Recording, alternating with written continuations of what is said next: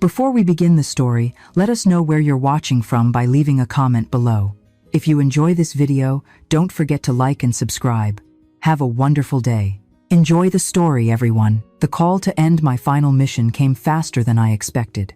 One moment, I was reviewing security protocols in the operations room of our base in Afghanistan. The next, I was packing my duffel bag. 40 years in uniform had taught me to move quickly, but this felt different. I wasn't just leaving a mission. I was leaving behind the only life I'd known since I was 18. In my jacket pocket, my father's pocket watch pressed against my chest. He'd given it to me before my first deployment, whispering, "Always come home, Barbara." I had, time and again, but this return wasn't planned. After 4 decades of service, Colonel Barbara Ellis was officially retiring, and I hadn't told anyone, not even my son, David. The overnight flight to Miami stretched like an endless ribbon of darkness and engine hum. I stared out the window at the thin line of dawn stretching across the Atlantic, wondering if David would be at work or still asleep when I knocked on his door.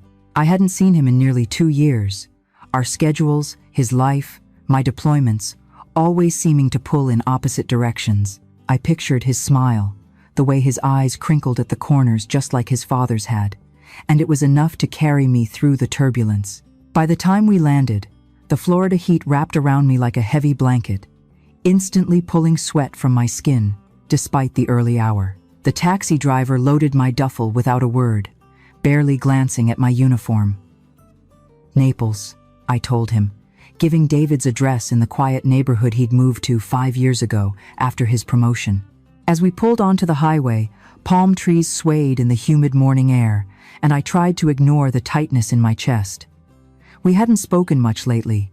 Our last 3 scheduled video calls had been canceled twice by me due to urgent military matters, once by him because of some work emergency, but I'd always believed we could pick up where we left off. David was my only child, my only family since his father died in combat 20 years ago. We'd been through too much together to let distance matter. The cab turned onto his street, and something in me shifted. The well-maintained homes with their neat lawns and trimmed hedges looked peaceful in the morning light. But David's house stood out immediately, and not in a good way. The grass had grown wild and uneven, nearly hiding the stone path to the front door. The mailbox tilted to one side, stuffed with envelopes that spilled onto the ground. All the curtains were drawn tight against the windows, and the cheerful blue paint I'd helped him choose years ago, now peeled in places, neglected and fading. It didn't look like a home. It looked like a place abandoned. I climbed out, the heat already biting at my neck despite the early hour, and was about to knock when a familiar voice called from across the street. "Colonel Ellis, is that you?" Mrs. Thompson, David's neighbor since he bought the place, stood in her driveway with a watering can in hand. Even from this distance, I could see how pale her face had become, how her eyes widened at the sight of me. "Hello, Margaret," I said, walking toward her. Her garden was immaculate as always, roses climbing trellises and birds chirping from feeders hanging from the eaves of her porch. I thought I'd surprise David. She set down her watering can, both hands now fidgeting with the hem of her gardening apron. "Oh, Barbara," she said, my first name strange on her lips after years of calling me Colonel. "You don't know, do you?" My voice remained steady, but my fingers tightened around the watch in my pocket. "Know what, Mrs. Thompson?" She glanced back at David's house, then lowered her voice, even though no one else was around. "David's been in the ICU for 2 weeks now. They took him by ambulance in the middle of the night. I heard the sirens and saw the lights." She hesitated, looking down at her garden shoes. "And Victoria?" She stopped again, something like disgust flashing across her face. "What about Victoria?"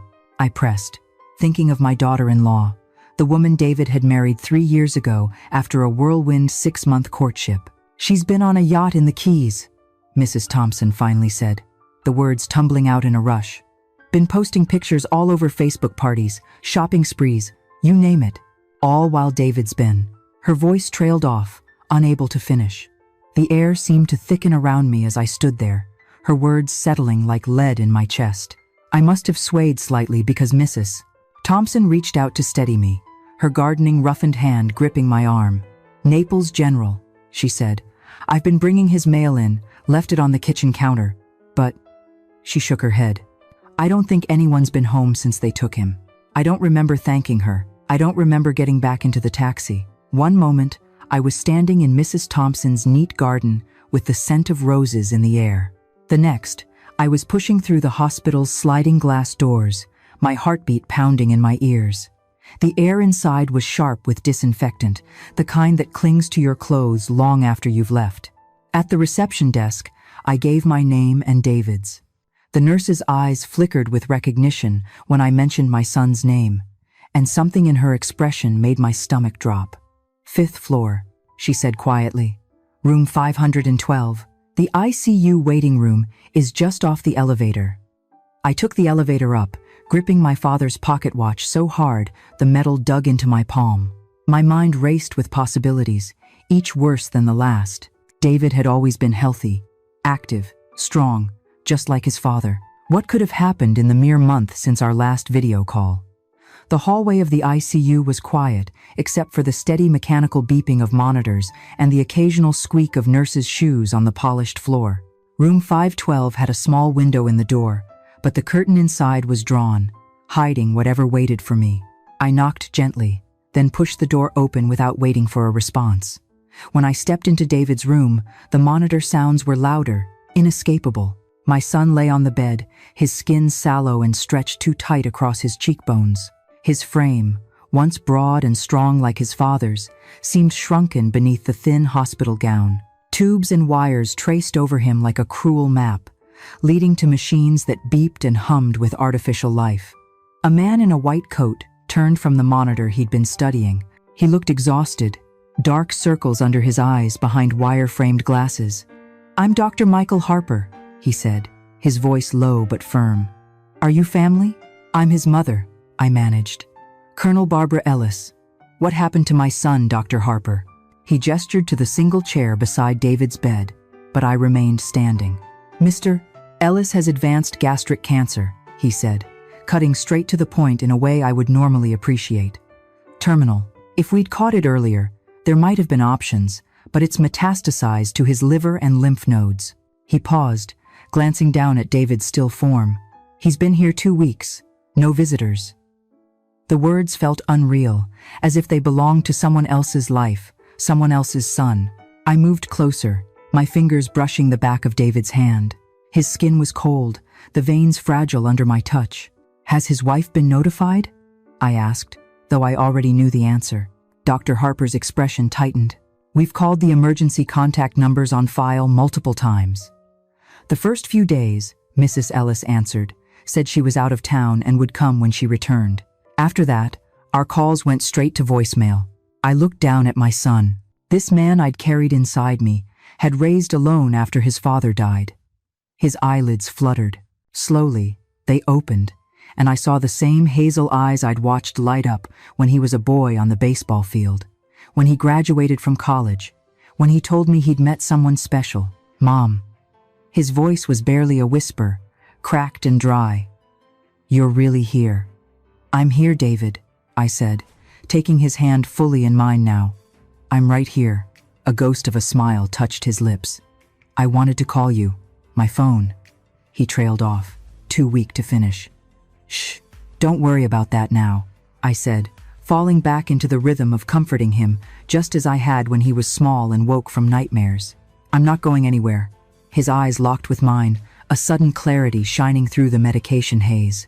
"I love you, Mom," he whispered, his voice faint as breath.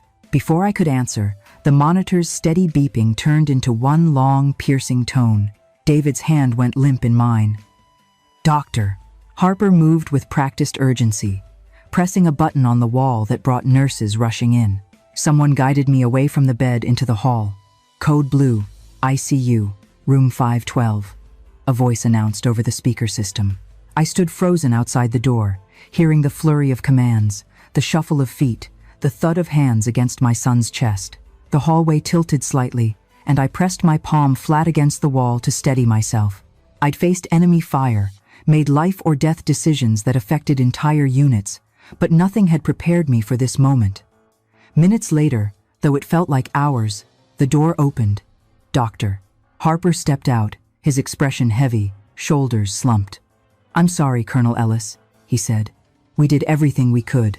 The watch in my hand felt heavier than it ever had, and all I could think was that I had come home too late. The drive back to David's house was a blur. The taxi driver kept glancing at me in the rearview mirror, perhaps concerned by my silence or the way I stared straight ahead, seeing nothing of the palm trees and blue sky outside the window. The hospital had given me David's personal effects in a clear plastic bag.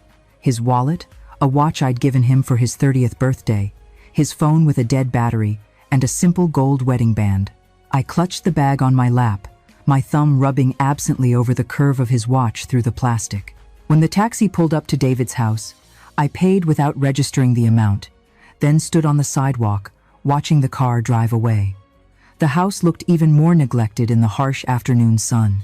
A wind chime hanging from the porch, a gift I'd sent from Japan during one deployment, twisted silently, its music stolen by disuse and weather.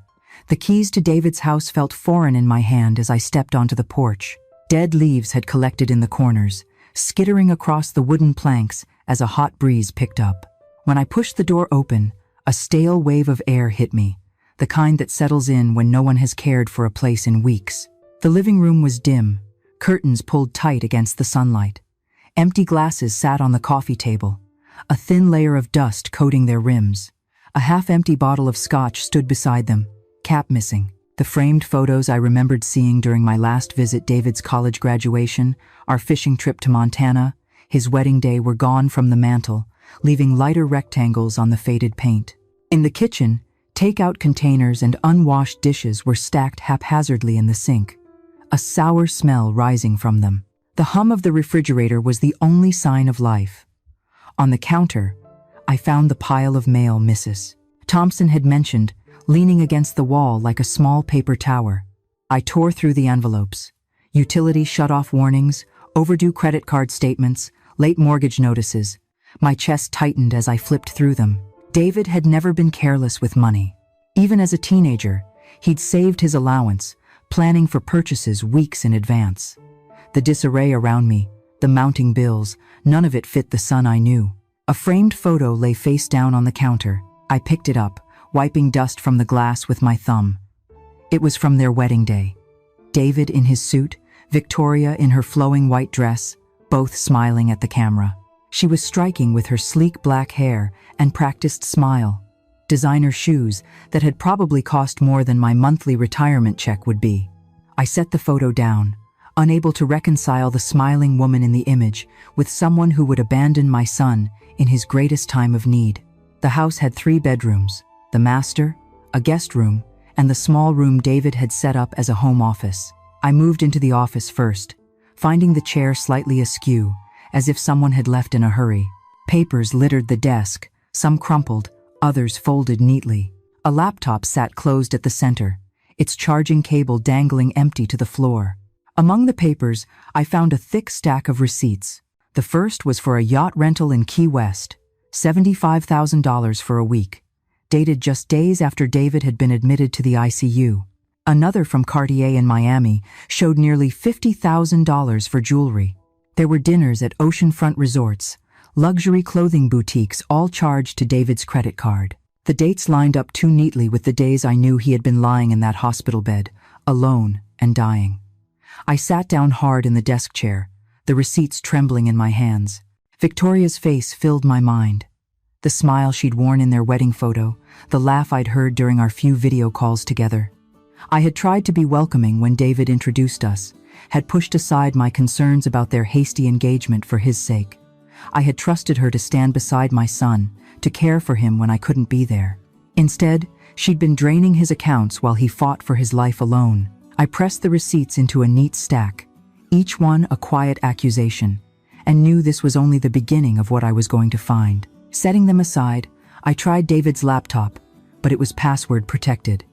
His phone from the hospital bag was dead, the charger nowhere in sight. Moving to the master bedroom felt like an invasion, but I needed to understand what had happened here. The king-sized bed was unmade, sheets tangled as if someone had left in a hurry. David's side, I could tell from the reading glasses on the nightstand, was relatively neat. Victoria's side was a chaos of discarded clothes, empty shopping bags from luxury brands, and makeup items scattered across the surface of an ornate vanity. The closet told another story. David's clothes, the suits he wore to work at the architectural firm, his weekend jeans and t-shirts hung neatly on one side.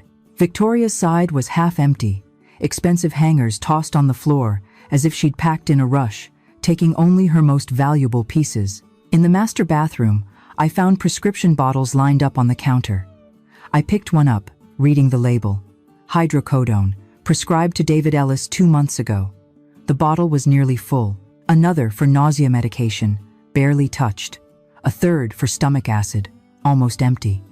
He'd been sick longer than anyone realized, treating symptoms without knowing their cause. I returned to the kitchen, where the pile of mail waited like a silent accusation. Sitting at the table, I sorted it methodically, creating separate stacks: bills, personal correspondence, junk mail.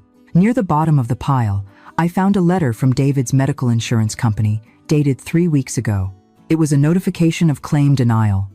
A CT scan and specialist consultation had been rejected as not medically necessary without prior authorization.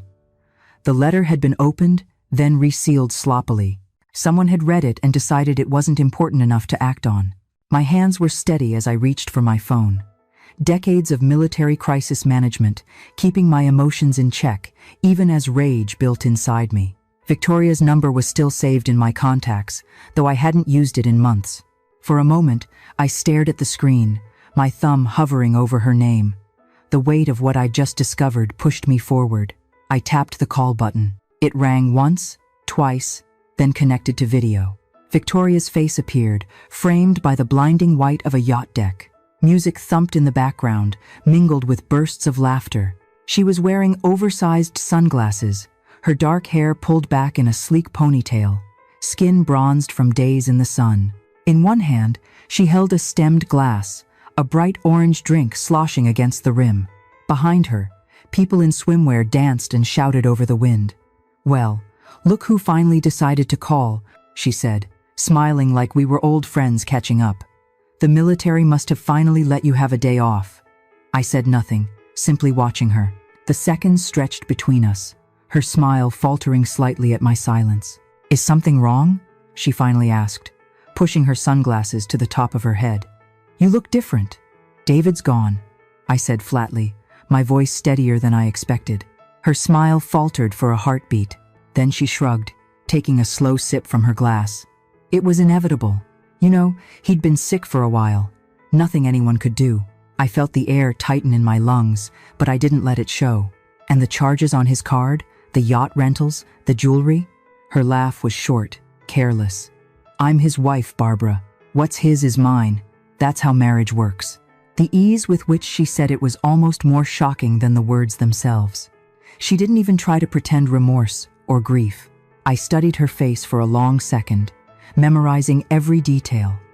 The designer sunglasses pushed up into her perfectly styled hair, the shimmer of gold hoops in her ears, the way one perfectly manicured hand lazily swirled her drink. "Enjoy the view while it lasts," I said quietly. She tilted her head as if she'd heard a compliment. "Oh, I will." "That," I said, leaning forward so my face filled the screen, "was your last party on my dime."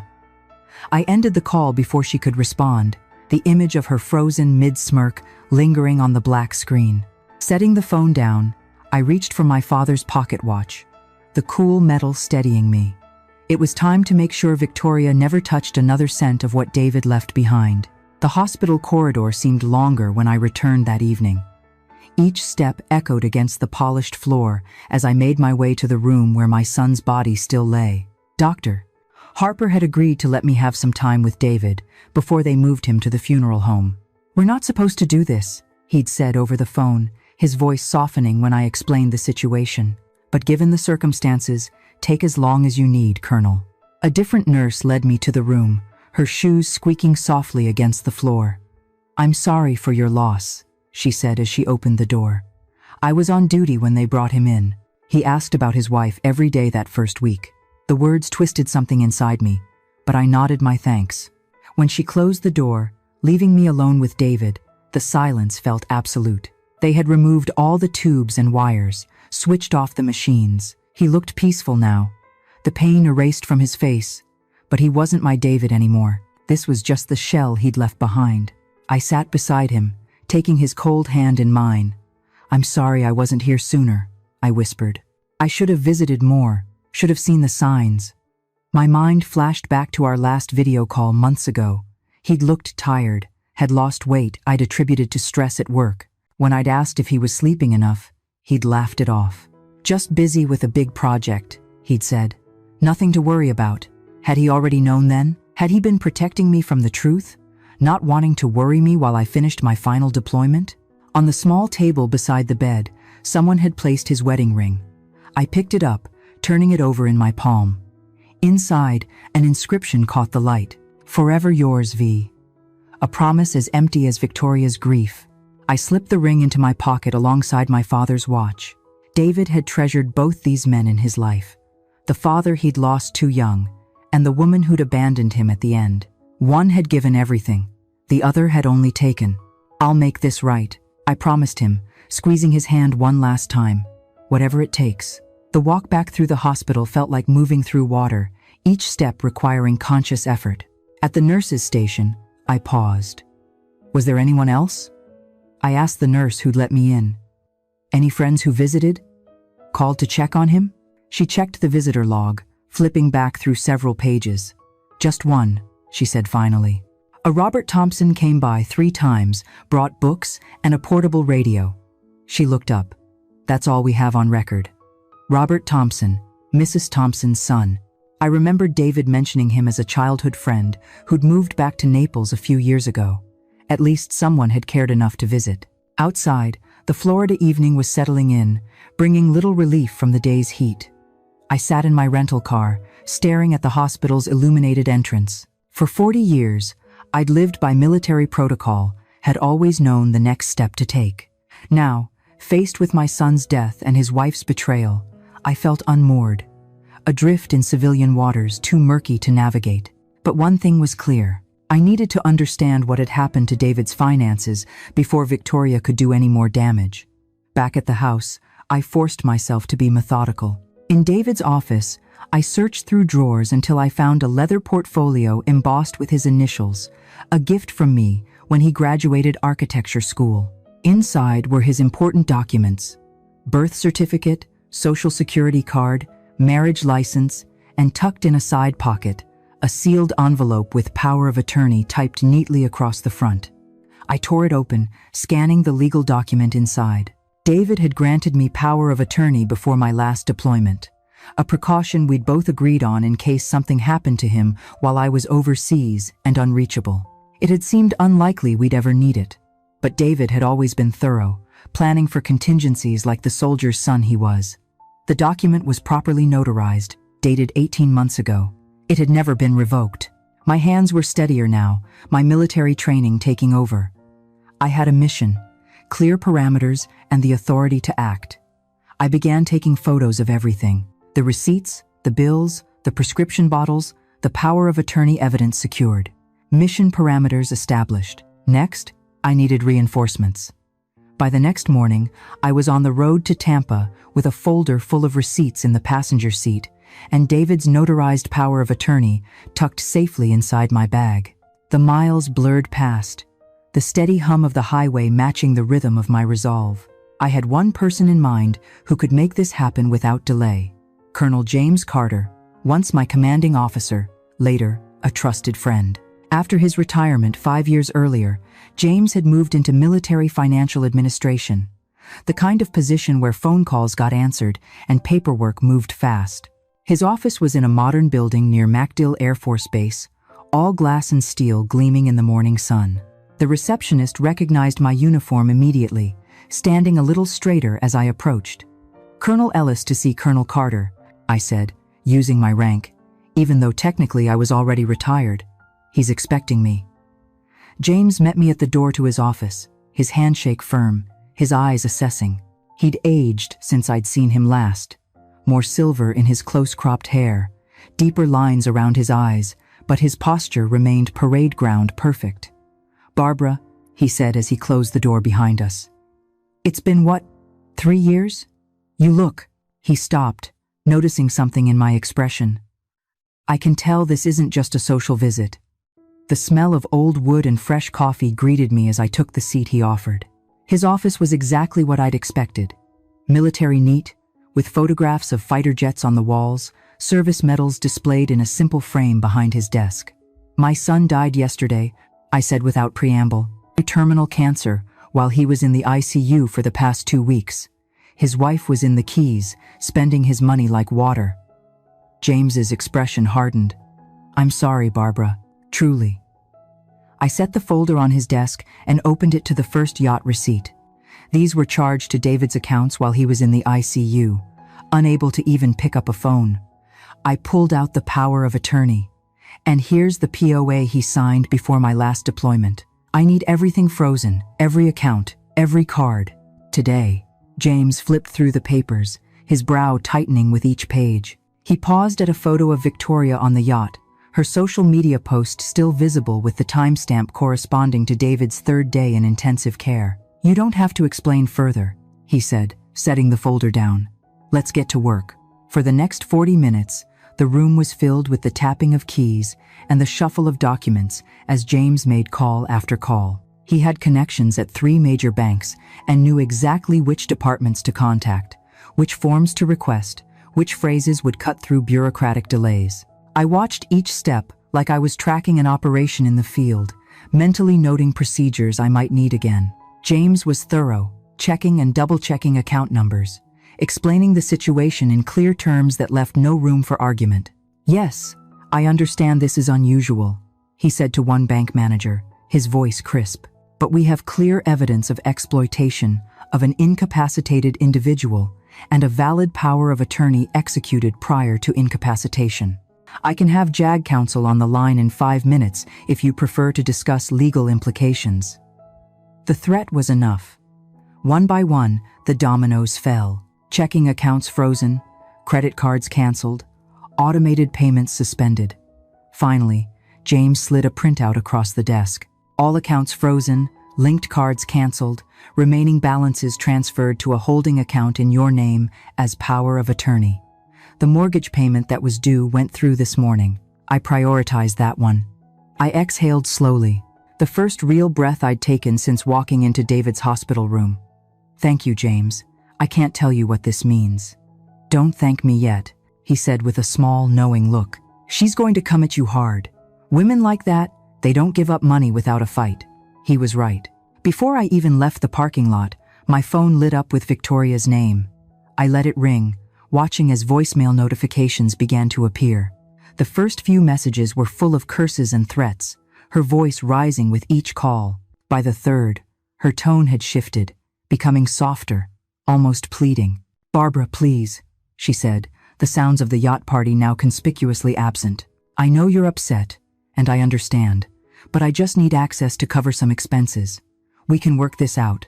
Mother to daughter-in-law, call me back. Not once did she say David's name. Not once did she express grief or regret. I let the phone ring. The vibrations against my palm a reminder that this was only the first step. The real fight was still ahead. The afternoon sun cast long shadows across David's driveway as I returned from Tampa. 2 days since I'd arrived in Naples, and already the world had shifted beyond recognition. My retirement, once the beginning of a new chapter, now felt like an irrelevant footnote to this unexpected tragedy. Mrs. Thompson was watering her front garden when I pulled up. She set down her hose and crossed the street, concern etched into the lines around her eyes. "How are you holding up?" she asked, her voice gentle. "I'm managing," I said, surprising myself with how steady I sounded. "Thank you for checking on David's house while he was away." She nodded, glancing at the neglected yard.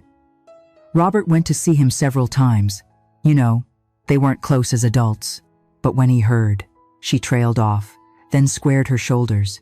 "Would you like some help getting things in order? I'm pretty handy with a lawnmower, and Robert could come by this weekend to fix that loose gutter."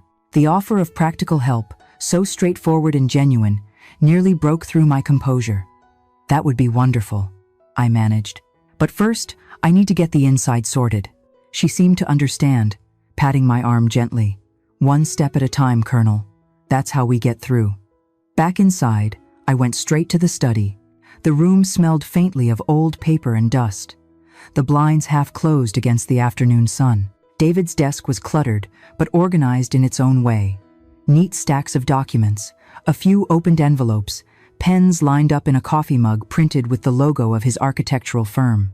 I started with the top drawer, sifting through folders of insurance papers and tax forms, looking for anything that might give me a clearer picture of his finances and his marriage. The second drawer held old sketchbooks filled with David's architectural drawings, bridges, and buildings rendered in precise, careful lines. I paused, running my fingers over a sketch of a modernist house he designed in graduate school. He'd had such dreams then, such talent. In the bottom drawer, beneath a stack of computer manuals, I found it. A small, leather-bound notebook. The kind David had kept since college for jotting down ideas and reminders. The cover was worn at the edges, the spine creased from use. I sat at his desk and opened it. The first few pages were lists of household chores and grocery items interspersed with measurements for home improvement projects. But then the entries changed. Each line carried a date, an amount, and a short note in his careful handwriting. March 8th, $3,000 for Victoria's medical procedure. Specialist not covered by insurance. April 12th, $5,500 for roof repairs after storm damage. May 3rd, $7,000 for new car transmission. Labor costs higher than expected. I flipped through page after page, my stomach tightening. The amounts grew larger over time, each with some justification attached, all for Victoria's needs or household emergencies. The final entry, dated just 3 weeks ago, read, $12,000 for Victoria's mother's emergency surgery in California. Flight plus hospital expenses. I reached for my bag and pulled out the bank statements I'd collected from the mail pile, cross-checking each entry with the statements. The truth came fast and cold. The March 8th medical procedure matched a charge at a high-end spa in Palm Beach. The roof repairs lined up perfectly with a payment to a luxury boutique in Miami. The car transmission was the exact amount of a down payment on a designer watch. And Victoria's mother, she died 3 years ago. David had mentioned it during one of our calls, how Victoria had been too distraught to even attend the funeral. I leaned back, gripping the notebook as though it might burn me. David had trusted her completely, and she had taken every ounce of that trust to fund her vanity. For how long had it started immediately after their wedding? Or had there been a time when she truly cared for him? Needing more, I picked up David's phone from the hospital bag and found his charger in the desk drawer. Once it powered on, I was relieved to see it had no passcode. Typical David, always believing the best of people, never imagining someone might abuse his trust. Most of the recent text messages were mundane. Work colleagues checking in, appointment reminders, automated alerts from his bank about large transactions. Victoria's thread was surprisingly empty, as if it had been deliberately cleared. But in an archived folder, I found a message that made my chest tighten. It wasn't to or from David. It had been screenshotted and saved. The image showed a text conversation between Victoria and someone named Sophia. Sophia, how much longer are you going to play housewife? Riviera awaits. Victoria, might as well enjoy his money while I can. Doctor says he won't last long. Already started moving funds to my personal account. The timestamp was from 5 weeks ago. I closed the phone slowly, my hand trembling not from shock, but from a steady, simmering resolve. This wasn't just theft. This was calculated cruelty documented in her own words. And I would make sure the world saw it. By sunset, I had compiled everything into a comprehensive file. Bank statements, receipts, photographs, the notebook entries, and the damning text messages. Military precision in civilian warfare. Victoria had declared war on my son, and she was about to learn that she'd made a grave tactical error. She'd left me alive to fight back. I called James again, updating him on what I'd found. "I need a good lawyer," I said. "Someone who specializes in estate fraud." "I know just the person," he replied. "Anthony Rivera, former JAG attorney, now in private practice. Bulldog in the courtroom, especially when it comes to protecting veterans and their families." I wrote down the number, thanking him again. "One more thing," James said before hanging up. "Check David's life insurance policies if he had any through his employer or privately. Victoria is likely the beneficiary." The reminder jolted me. In the shock of David's death and the discovery of Victoria's betrayal, I hadn't even thought about life insurance. The architectural firm where he'd worked as a senior designer would almost certainly have provided coverage as part of his benefits package. A quick search through his email confirmed that a policy worth $500,000 with Victoria listed as the sole beneficiary. There was also a private policy he'd taken out 5 years ago before meeting Victoria, with me as the beneficiary. He'd never changed it. Small mercies in a storm of betrayal. My phone rang again. Victoria's name flashing on the screen for the 12th time that day. This time I answered. "Where is my money?" she demanded, skipping any pretense of grief or pleasantries. "Safe," I replied, my voice calm. "Away from you." "You can't do this," she hissed. "I'm his wife. I have rights, and I have power of attorney granted long before you entered the picture." She laughed, the sound sharp and ugly. "That ended when he died. Colonel, check your military regulations. I'm the widow. I inherit everything. The house, the cars, the bank accounts, all mine." "We'll see about that," I said, then paused. "Tell me something, Victoria. Did you ever love him at all? Even for a moment?" The question seemed to catch her off guard. For a second, her breathing was the only sound on the line. "Love is for people who can't afford better options," she finally said. "David was convenient and generous until he got sick." The callousness of her words should have shocked me, but after what I'd discovered, I was beyond surprised. "You should know," I said carefully, "that I found his phone. I've seen your text to Sophia." Her sharp intake of breath was the first genuine reaction I'd heard from her. "Those are private," she snapped. "You had no right." "Neither did you," I cut her off. "You had no right to steal from my son while he was dying alone. No right to marry him under false pretenses. No right to his money or his home or anything he worked for." "You can't prove anything," she said, but uncertainty had crept into her voice. "I was gathering evidence against insurgents before you were born," I told her, the steel of 40 years of military service threading through my words. "Trust me when I say I have everything I need." I ended the call, setting the phone down carefully on David's desk. Through the window, I could see Mrs. Thompson's lights glowing warmly across the street, a reminder that not everyone in the world was like Victoria. Tomorrow I would call Anthony Rivera and begin the legal battle. Tonight I needed to plan David's funeral, a task I had never imagined facing, at least not so soon. A parent should never have to bury their child. The natural order of things had been upended, leaving me to navigate a terrain more treacherous than any battlefield I'd faced. In David's closet, I found a cardboard box labeled "Mom's Things" in his neat handwriting. Inside were items I'd asked him to store when I moved overseas for my last posting. Photo albums, my service medals, letters his father had written me during our early days together. At the bottom, wrapped in tissue paper, lay a small wooden frame holding a photograph of the three of us. David, at 5 years old, balanced on his father's shoulders, me standing beside them, all of us laughing at something now lost to time. We'd been at the beach, the Gulf of Mexico stretching endlessly behind us. I held the photo to my chest, finally allowing the tears to come.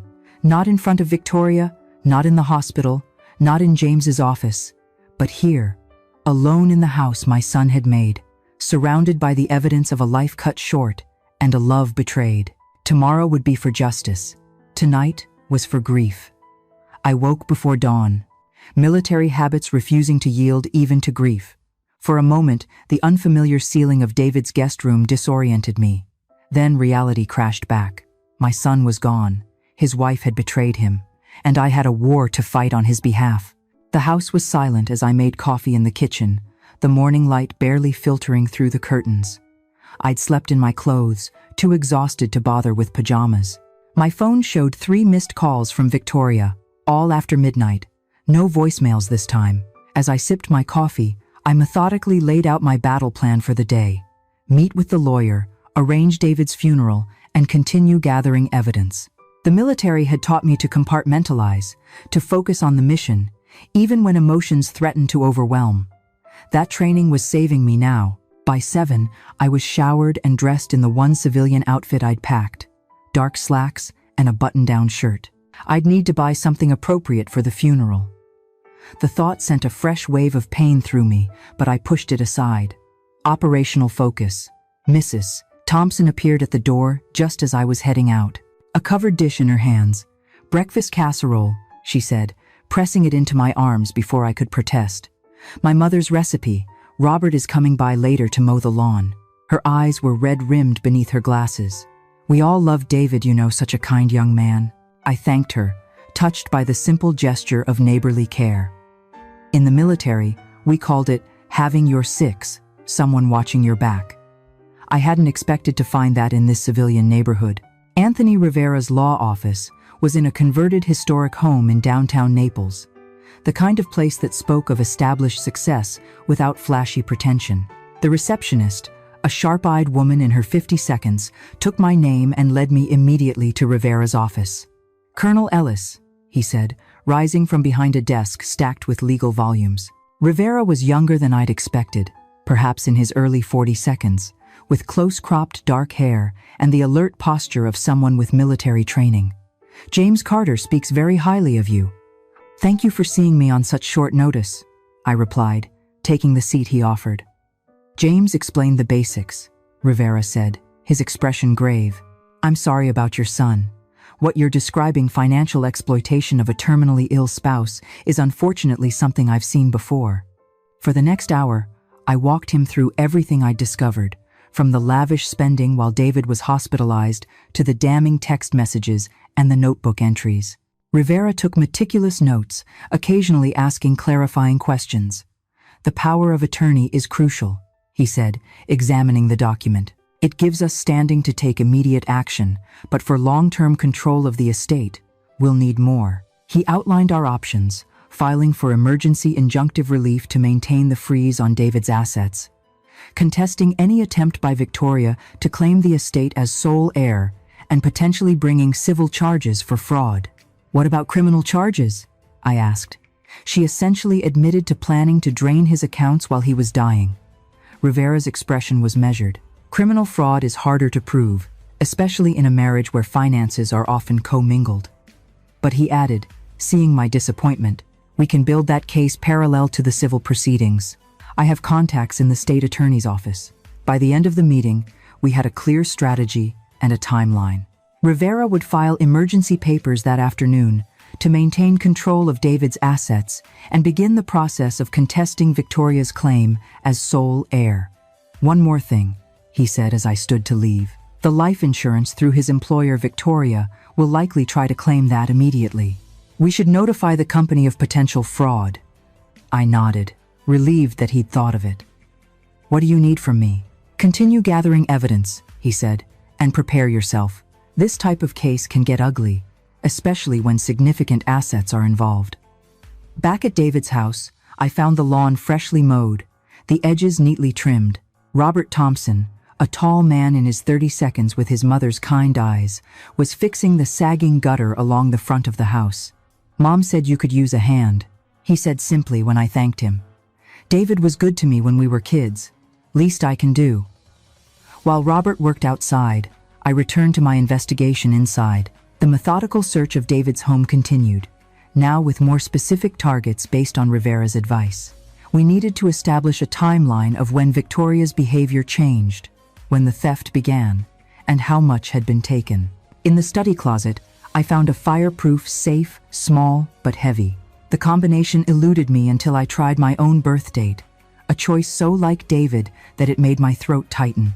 Inside were his passport, social security card, and several USB drives labeled by year. I plugged the most recent into his laptop, which I'd managed to access using his standard password, a combination of his father's initials and the year he was born. David had always been sentimental about such things, a trait that now proved useful. The drive contained backup copies of his financial records, neatly organized by month and category. I opened the earliest files, dating back to just after his wedding to Victoria. The transformation was stark and disturbing. Before Victoria, David's spending had been modest and consistent. A good salary from the architectural firm, regular savings contributions, modest indulgences, like occasional travel or restaurant meals. After the wedding, expenses skyrocketed. Jewelry, designer clothing, spa treatments, all categorized under Victoria in his meticulous records. Most telling was a folder labeled V Background. I clicked it open, my breath catching at what I found. David had hired a private investigator 3 months ago. The report detailed Victoria's history. Daughter of a once wealthy family that had lost everything in a financial scandal. A series of relationships with wealthy older men, and a pattern of excessive spending that had left her deeply in debt before meeting David.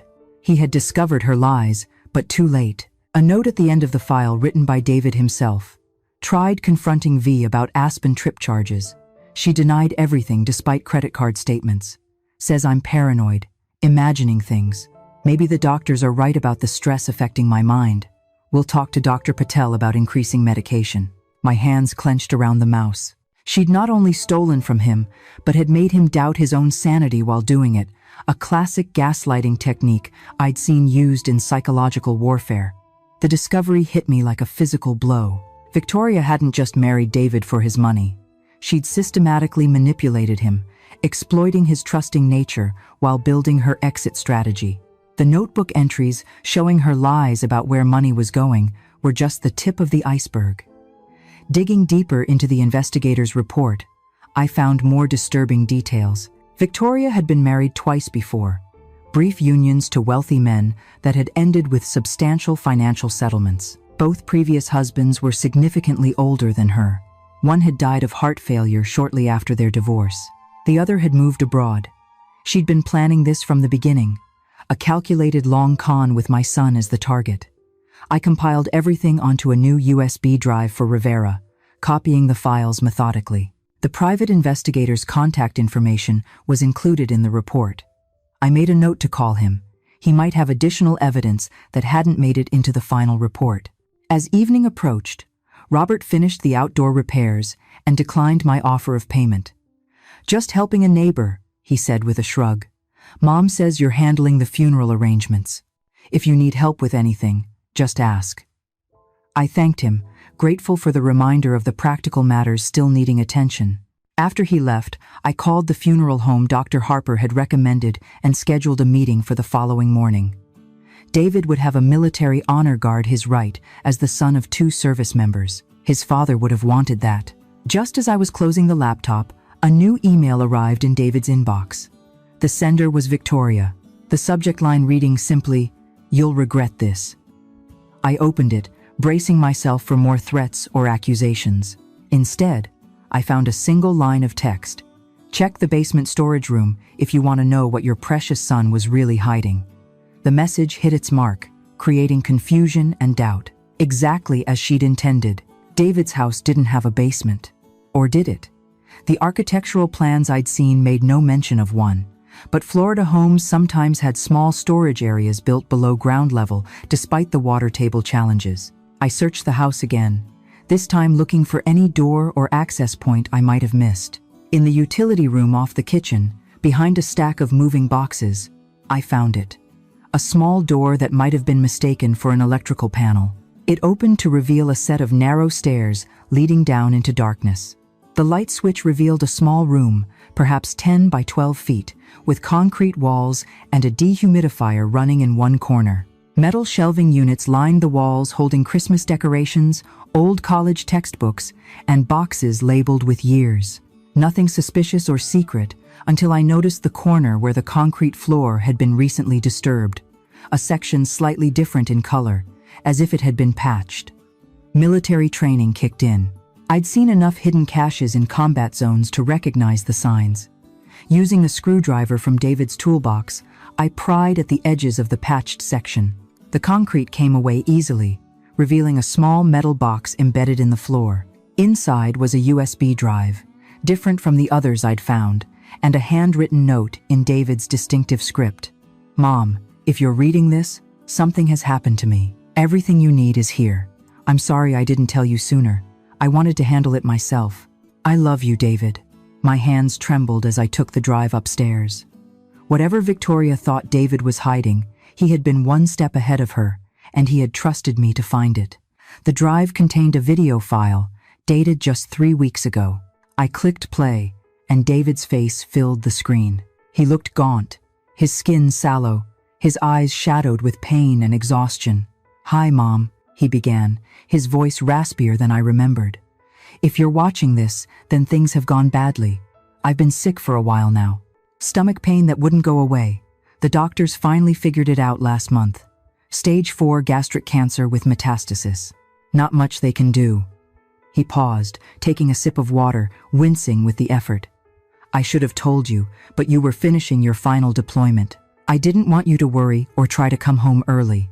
Stupid pride, I guess." He attempted a smile that didn't reach his eyes. "There's something else you need to know. Victoria," he sighed, running a hand through his thinning hair. "She's not who I thought she was. I found out she's been stealing from me, hiding money in offshore accounts. When I confronted her about the doctor's diagnosis, His voice broke. She asked how long I had left and if my life insurance was paid up. The raw pain in his eyes made my chest constrict. "I've gathered evidence," he continued, stronger now. "Account numbers, transfer records, recordings of conversations. It's all on this drive. I've made provisions to protect what I can. But Victoria is resourceful. She thinks I don't know about her plan. But the investigator I hired found everything." He leaned closer to the camera, his eyes suddenly fierce despite his weakened state. "Mom, I know you'll do what needs to be done. You always have. I've updated my will, but I had to do it carefully so Victoria wouldn't find out. The lawyer's information is in the file named Bermuda. Contact him as soon as possible." David looked away briefly, composing himself. When he turned back, his expression had softened. "I want you to know I was happy once, and I've made peace with what's happening. Please don't blame yourself for not being here. You've always been there when it mattered." His voice caught. "I love you, Mom. Always have, always will, David." The video ended, freezing on David's face. My son, my only child, saying goodbye through a computer screen while I was half a world away. I sat motionless for several minutes, the pain so intense it felt physical. Then, drawing on decades of discipline, I dried my eyes and opened the file labeled Bermuda. Inside was contact information for a lawyer in Miami, not David's regular attorney, but a specialist in estate fraud and asset protection. Also included were account numbers for several trusts David had established, routing information for wire transfers Victoria had made to offshore accounts, and recorded conversations between them where she all but admitted her intentions. The most damning piece of evidence was an audio recording from what must have been hidden devices in their home. Victoria's voice was unmistakable. "I don't care what the doctor said. If you'd gone for testing when I told you to, maybe they could have done something. Now it's too late, and I'm stuck watching you die slowly when I could be enjoying myself." David's voice, weak but steady. "Is that all I am to you? A bank account?" Victoria's laugh was cold. "Don't be dramatic. You were fun for a while, but let's be honest. I married you for financial security, and now I have to wait around while you waste away. It's not fair." "You could leave," David suggested quietly, "and lose my claim to everything?" "Not a chance. I've worked too hard for this. Your mother's going to be so surprised when she finds out her perfect son didn't leave her a penny." The recording continued, capturing Victoria on the phone with someone named Sophia. "Might as well enjoy his money while I can. Doctor says he won't last long. I've already started moving funds to my personal account." I sat back. My military training, the only thing keeping me from throwing the laptop across the room. The evidence was overwhelming, and exactly what Rivera needed to build an airtight case. I called him immediately despite the late hour. "I found something you need to see," I said when he answered. David left a hidden cache of evidence against Victoria. "I'll come to you," he replied without hesitation. "This changes everything." While waiting for Rivera, I made one more discovery in David's files.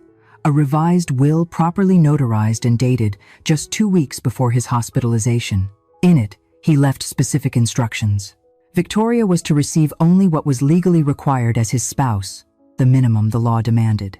The bulk of his estate would go to a trust, with me as executor, designated for charitable purposes, and to establish a scholarship for young architects from underprivileged backgrounds.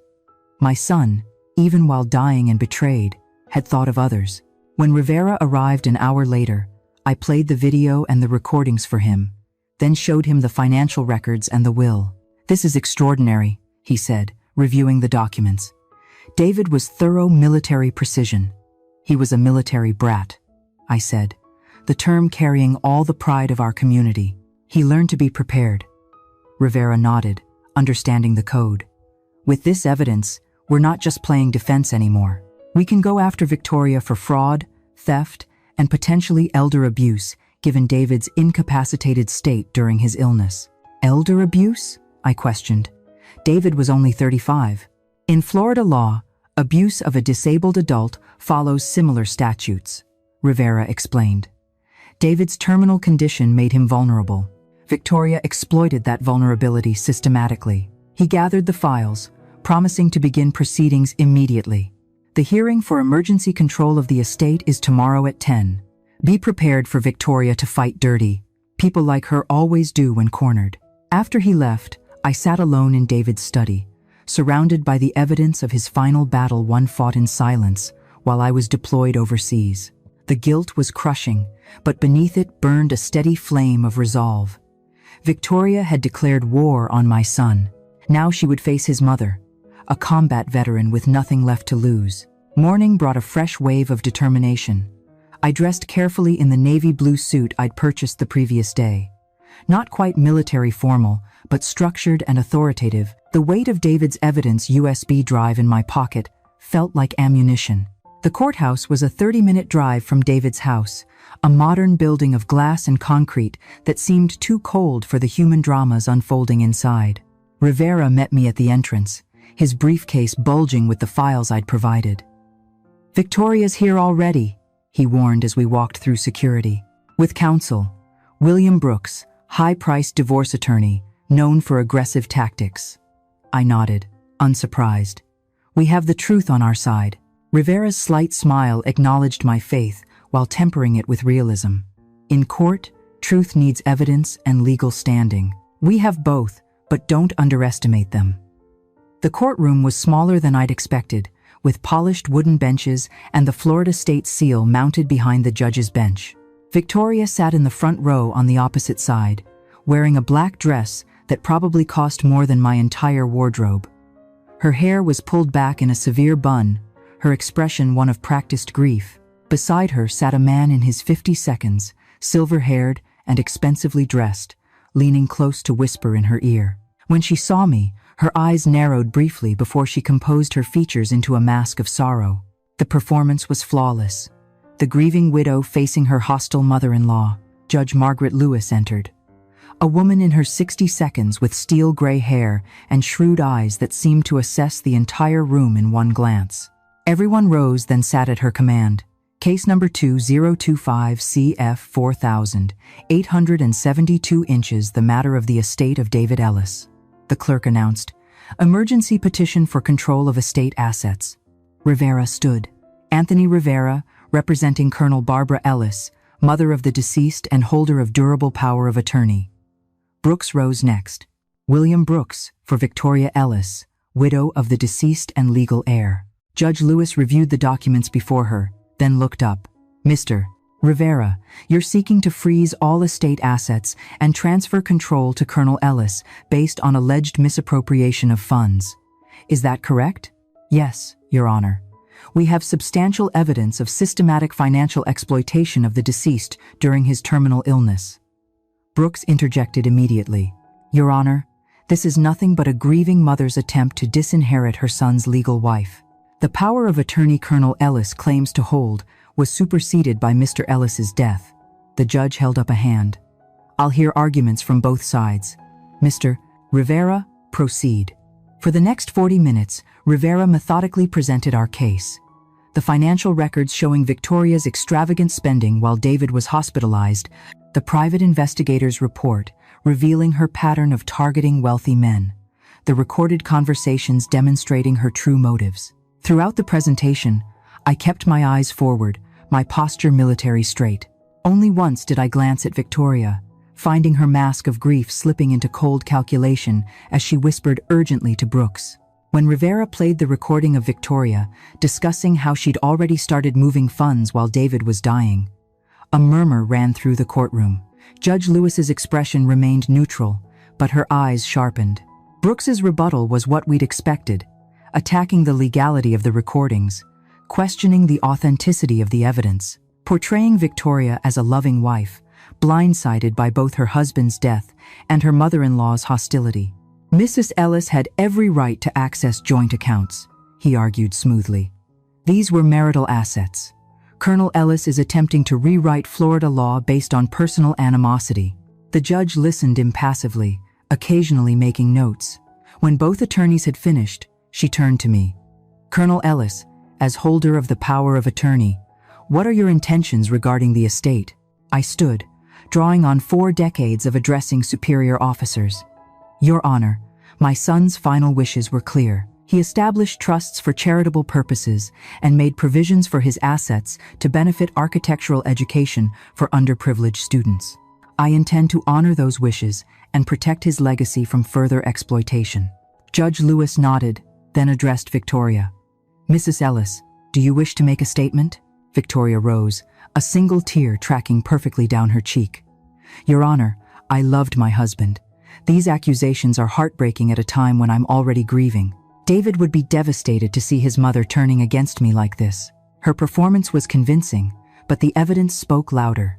Judge Lewis reviewed her notes one final time, then looked up. Based on the evidence presented and the existence of a valid power of attorney, the court grants temporary control of all estate assets to Colonel Barbara Ellis, pending full probate proceedings. All accounts will remain frozen except as necessary for estate administration. Mrs. Victoria Ellis is prohibited from accessing any property or funds until further order. The sound of the gavel was sharp and final. Victoria shot to her feet, her facade of grief evaporating instantly. You can't do this, she shouted, her face flushed with rage. That money is mine. The house is mine. Control yourself, Mrs. Ellis, Judge Lewis warned, or I'll hold you in contempt. Victoria turned to me, her eyes burning with hatred. You'll regret this, Barbara. I knew people in David's life you've never even met. This isn't over. 2 bailiffs moved closer as Brooks attempted to calm his client. Rivera gathered our materials quickly, guiding me toward the exit before the situation escalated further. In the hallway, he allowed himself a small smile. Round 1 to us. But Victoria's right about one thing. This isn't over. Brooks will appeal, and they'll look for any procedural error they can find. I nodded, the victory feeling hollow without David there to see justice being served. What's our next step? We need to secure the house and all physical assets immediately.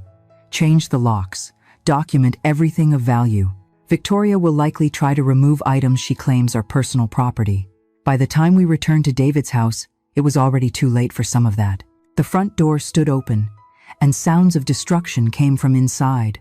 Rivera called the police while I rushed in to find Victoria and 2 men I didn't recognize, throwing items into boxes and bags. The living room was in chaos, drawers emptied onto the floor, cabinets standing open. David's belongings scattered everywhere. Victoria looked up as I entered, a framed photo of David in her hands. Ah, the grieving mother returns, she sneered, deliberately dropping the frame. The glass shattered on the hardwood floor, David's smiling face now webbed with cracks. Just collecting my things. Step away from my son's belongings, I said, my voice deadly calm, the tone that had made recruits freeze in their tracks. Victoria laughed. Your son?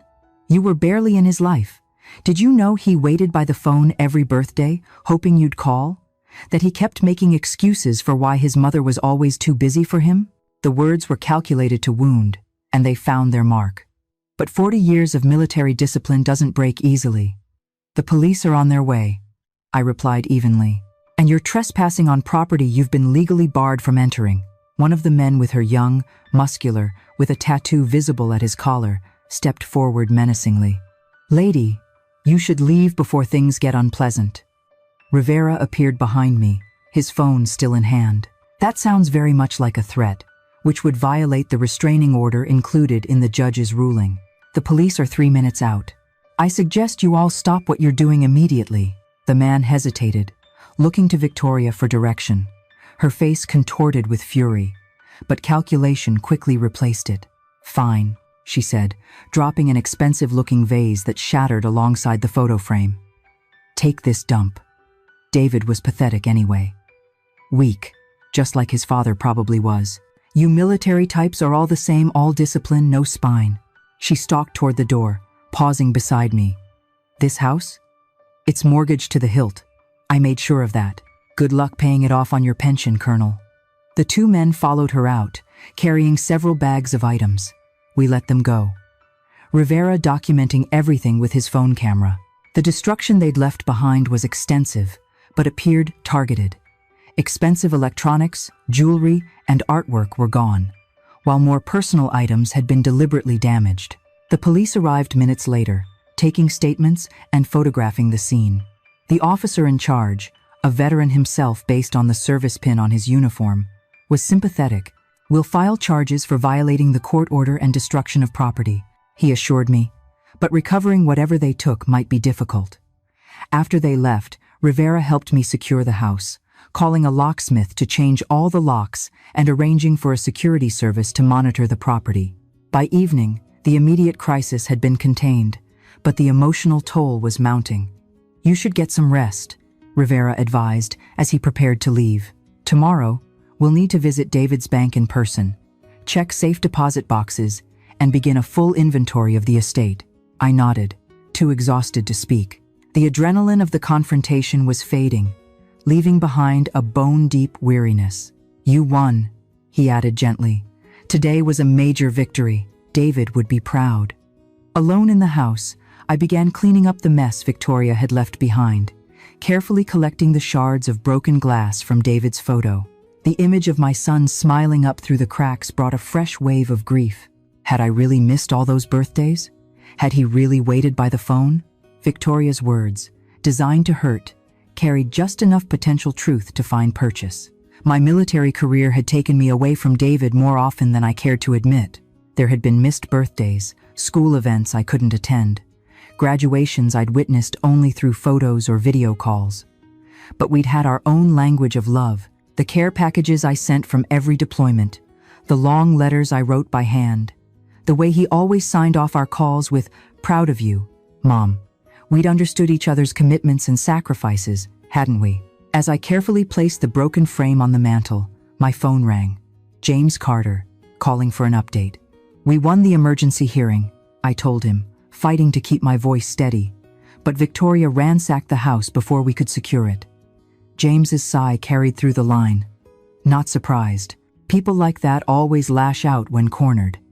But this gives us more ammunition for the criminal case." She said the house is heavily mortgaged. I added, "That's something you can check?" "Already on it," he replied. "I've been digging into all the financial records we can legally access." David's main mortgage was reasonable given his income, but there's a second mortgage taken out 8 months ago, nearly $200,000. Victoria's signature is on it too. The news wasn't surprising after everything else I'd discovered, but it still stung. "Where did the money go?" "That's the interesting part," James said, his tone shifting to the one he used when reporting intelligence findings. "It was wire transferred to an account in the Cayman Islands, then disappeared into a network of shell companies. Classic money laundering pattern. Can we trace it? With the right resources?" There was a pause. "Barbara, this goes beyond simple fraud. This looks like organized criminal activity. Victoria may be connected to something bigger than a simple con." The implication hung in the air between us. If Victoria was part of a larger criminal enterprise specializing in targeting and defrauding vulnerable individuals, we weren't just fighting one woman. We were potentially taking on a dangerous organization. "I need to make some calls," James continued. "I still have contacts in financial crimes enforcement. This might be a case that they're already aware of." After we hung up, I sat in David's living room, surrounded by the chaos of Victoria's destruction, and felt a strange calm settle over me. The mission parameters had changed, but the objective remained the same: justice for David. If Victoria was part of something larger, then bringing her down might protect other potential victims.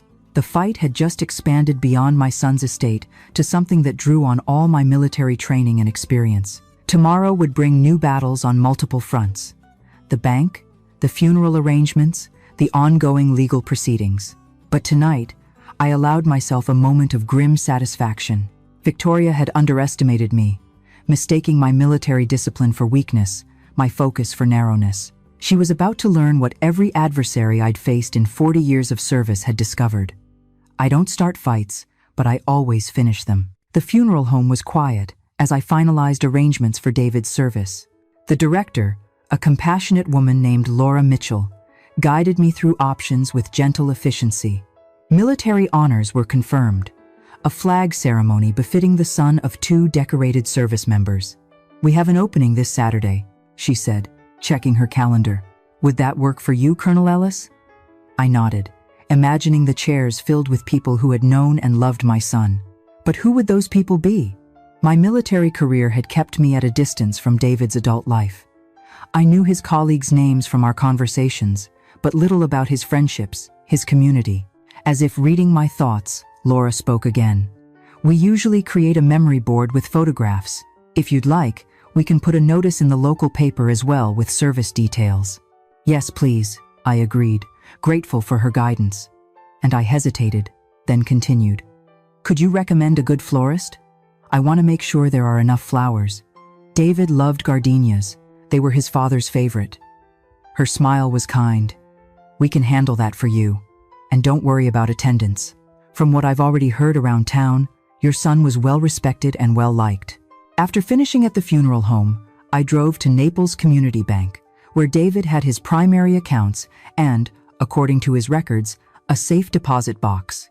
The bank manager, alerted by Rivera about the court order, met me in the lobby. "Colonel Ellis, I'm Stephen Porter," he said, shaking my hand firmly. "We have everything prepared for your visit. If you'll follow me." In his office, Porter brought out the paperwork Rivera had sent over. The court order granting me temporary control of David's estate and the power of attorney documentation.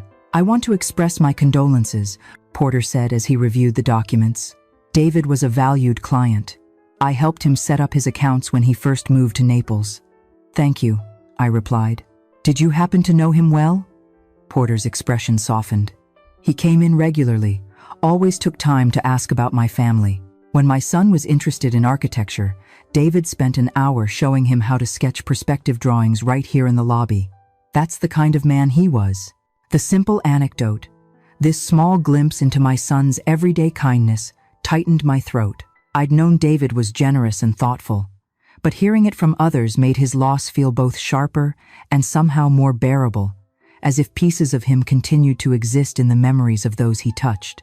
Porter escorted me to the safe deposit box area, where a bank officer waited with the necessary forms. The box, when opened, contained what I'd expected: David's original birth certificate, his father's service medals, the deed to the house, and several sealed envelopes. One envelope bore my name in David's handwriting. Inside was a letter dated just 3 weeks before his hospitalization. "Mom, if you're reading this, things have gone the way the doctors predicted. I'm sorry for not telling you about the diagnosis sooner. I kept hoping for better news to share instead. There's something else I couldn't bring myself to tell you over the phone. Victoria isn't who we thought she was. I discovered she's been systematically stealing from me, using my accounts to fund a lifestyle I never knew about. When I confronted her, she didn't even deny it, just laughed and said it was too late for me to do anything about it. I've gathered evidence. You'll find it in the hidden storage room at the house behind the utility room. I've also revised my will with Mr. Ellis' contact info enclosed to protect what I can. The trust for the architectural scholarship is secure. She can't touch that. I need you to know that despite everything, I've had a good life. Your strength has always been my foundation. The way you carried on after Dad died showed me what real courage looks like. I'm trying to face this with the same dignity. There's one more thing. If things go badly with Victoria, and I suspect they will, please look into the Harris Architecture Mentorship Program. I've been volunteering there for the past 2 years, working with kids who remind me so much of myself at that age. They're good kids who just need someone to believe in them. I love you, Mom. Always have, always will, David. I folded the letter carefully, placing it in my jacket pocket. The bank officer pretended not to notice the tears I quickly wiped away. David's final communication, His last wishes so practical, yet so deeply personal. Even dying, he'd thought of others, creating a path for me to follow after he was gone. The rest of the envelopes contained what he promised: contact information for his will executor, documentation for the Architectural Scholarship Trust, and financial records that further confirmed Victoria's systematic theft. Back in Porter's office, I inquired about recent transactions on David's accounts before the court-ordered freeze. There was significant activity in the weeks before his hospitalization, Porter confirmed, pulling up the records on his computer. Large withdrawals, wire transfers to accounts we couldn't trace. We actually flagged it for potential fraud, but when we called, Mrs. Ellis assured us the transactions were authorized. And you accepted that? I couldn't keep the edge from my voice. Porter looked uncomfortable. She had joint access to the accounts, Colonel, and she provided verification information. Legally, our hands were tied. He hesitated, then added more quietly, "For what it's worth, I never trusted her." Something about the way she spoke about David's money, as if it was already hers. By the time I left the bank, I had a clearer picture of Victoria's financial maneuvers, and it was even worse than I'd feared. Over the past 6 months, she'd systematically drained nearly $400,000 from David's accounts through a combination of direct withdrawals, wire transfers, and credit card charges. Rivera met me at a small cafe near his office, his expression serious as I shared what I'd learned. "This strengthens our case," he said, reviewing the bank records. "But Victoria's attorney filed an emergency appeal this morning, claiming the evidence was obtained illegally and that David was not of sound mind when he revised his will." "That's absurd," I countered. "David was fully competent until the final days. We'll need his doctors to testify to that effect." Rivera agreed. "I've already contacted Dr. Harper. The hearing is set for next week, which gives us time to prepare." As we discussed strategy, my phone rang a number I didn't recognize. I excused myself to answer. "Colonel Ellis, this is Detective Robert Hayes, Naples Police Department, Financial Crimes Unit. We need to speak with you regarding Victoria Ellis." An hour later, I sat across from Detective Hayes in an interview room at the police station. He was a compact man with intelligent eyes and the focused demeanor of someone who'd seen too many scams to be surprised by human greed. "Your son may not have been the first victim," Hayes explained, opening a file folder. "We've been tracking a pattern of similar cases across Florida. Wealthy individuals, often with health issues, who marry partners, who then systematically drain their assets." He laid out photographs of 3 women, all bearing striking resemblances to Victoria, though with different hair colors and styles. Facial recognition software flagged Mrs. Ellis from the report your attorney filed. "We believe she's part of an organized group that targets vulnerable individuals with significant assets." Organized crime? I thought of James's warning. More like a sophisticated con operation, Hayes clarified. "They identify targets, research their financials, and insert an operative, usually a woman for male targets, occasionally men for female marks. The operative establishes a relationship, pushes for marriage to gain legal access to assets, then begins the systematic extraction of funds." The clinical description made my skin crawl, my son reduced to a target in some predatory scheme. "What happens to the victims?" I asked, though I feared I knew the answer. Hayes's expression was grim. "In most cases, the victim dies sometimes from their existing health condition, sometimes under circumstances that raise questions, but can't be definitively ruled suspicious." "Are you saying Victoria might have?" I couldn't finish the sentence. "We don't have evidence of that in David's case," Hayes said carefully. "But we're requesting his medical records, and we'll be reviewing them closely. Cancer creates a convenient cover. If someone were to say, withhold medication or interfere with treatment, it would be difficult to prove. The possibility that Victoria might have accelerated David's decline, might have deliberately ensured he wouldn't recover, sent ice through my veins. I thought of the prescription bottles in his bathroom, some nearly full when they should have been empty if he'd been taking his medication properly. "I want to help," I said, my voice steady despite the turmoil inside.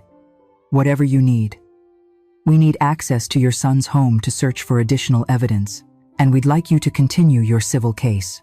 It keeps Victoria occupied while we build our criminal investigation." I nodded. Military training taking over. Consider it done. When I returned to David's house that evening, it felt different. No longer just the site of personal grief, but now part of a larger battlefield. I moved through the rooms methodically, seeing potential evidence where before I'd only seen memories. The prescription bottles in the bathroom, had Victoria been replacing medication with placebos? The food in the refrigerator, had she been doing something to it? The sudden weight loss David had mentioned in our last video call, was it only the cancer or something more sinister? I was examining the prescription bottles more closely when a knock at the door interrupted my thoughts. Through the peephole, I saw Victoria standing on the porch, alone this time and dressed more casually than in court. Against my better judgment, I opened the door, keeping the security chain engaged. "What do you want?" I asked, my voice cold. "To talk," she replied, her tone conciliatory. "Just 5 minutes. Barbara, we're both grieving David. This fighting isn't what he would have wanted." The performance was flawless. The slight tremor in her voice, the redness around her eyes suggesting recent tears, the way she hugged herself as if for comfort. If I hadn't seen the evidence, hadn't heard her own words on those recordings, I might have believed her. "You have exactly 3 minutes," I said, releasing the chain but blocking the entrance. "Speak from there." Victoria's mask slipped for just a second. A flash of annoyance quickly covered with a sorrowful smile. "I know you think I took advantage of David, but it wasn't like that. We loved each other. Yes, I spent money, probably too much, but that was our arrangement. He enjoyed seeing me happy. Is that why you were on a yacht while he was dying alone in the ICU?" I asked, keeping my voice even. She had an answer ready. "David insisted I go.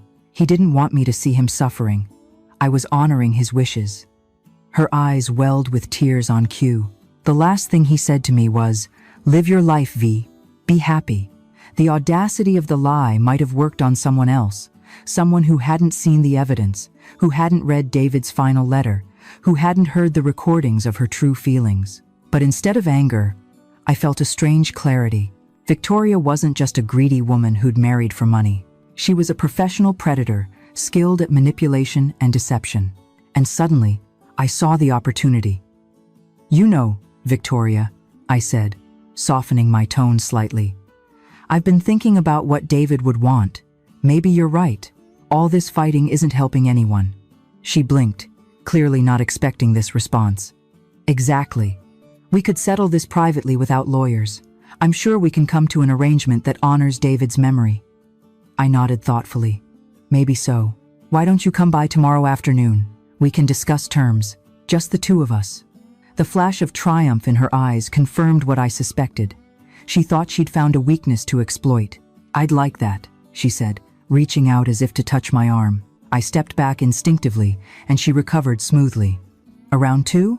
Perfect," I agreed, already calculating how to set the trap.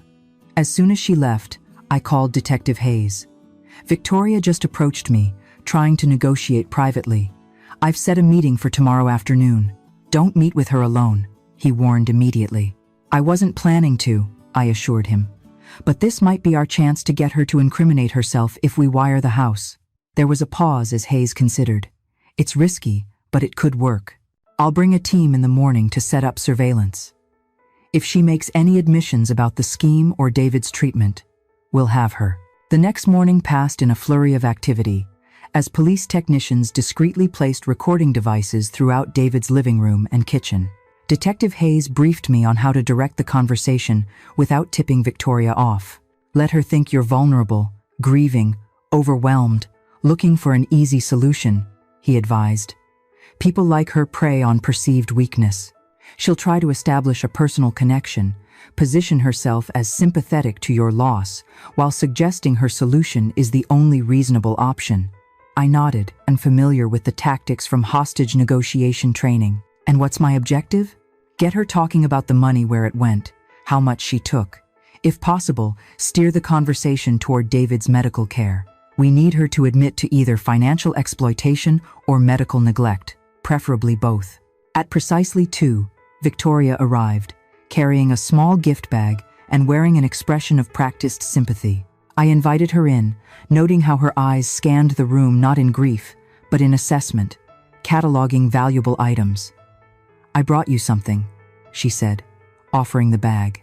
Inside was a framed photo of David, the same one she deliberately smashed during her rampage through the house, now in a new frame. "I felt terrible about what happened to this," she explained, watching my reaction closely. David loved this picture. The manipulation was so transparent, it would have been laughable if not for the stakes. I placed the photo on the coffee table, murmuring appropriate thanks. "Can I get you something to drink?" I offered, following the script Hayes had suggested. "Tea? That would be lovely," Victoria replied, settling onto the couch as if she still belonged there. In the kitchen, I took a moment to compose myself, remembering my role. When I returned with 2 cups of tea, Victoria had already moved to David's desk. Casually examining papers, I deliberately left visible bank statements, showing significant remaining assets. "So much paperwork after someone passes," she commented, returning to the couch. "It's overwhelming, isn't it?" "Completely," I agreed, injecting weariness into my voice. "The legalities, the financial matters. I'm a soldier, not an accountant." Victoria's smile was predatory, though she clearly thought it sympathetic. "That's why I thought we should talk privately. All these lawyers and courts, they just complicate things."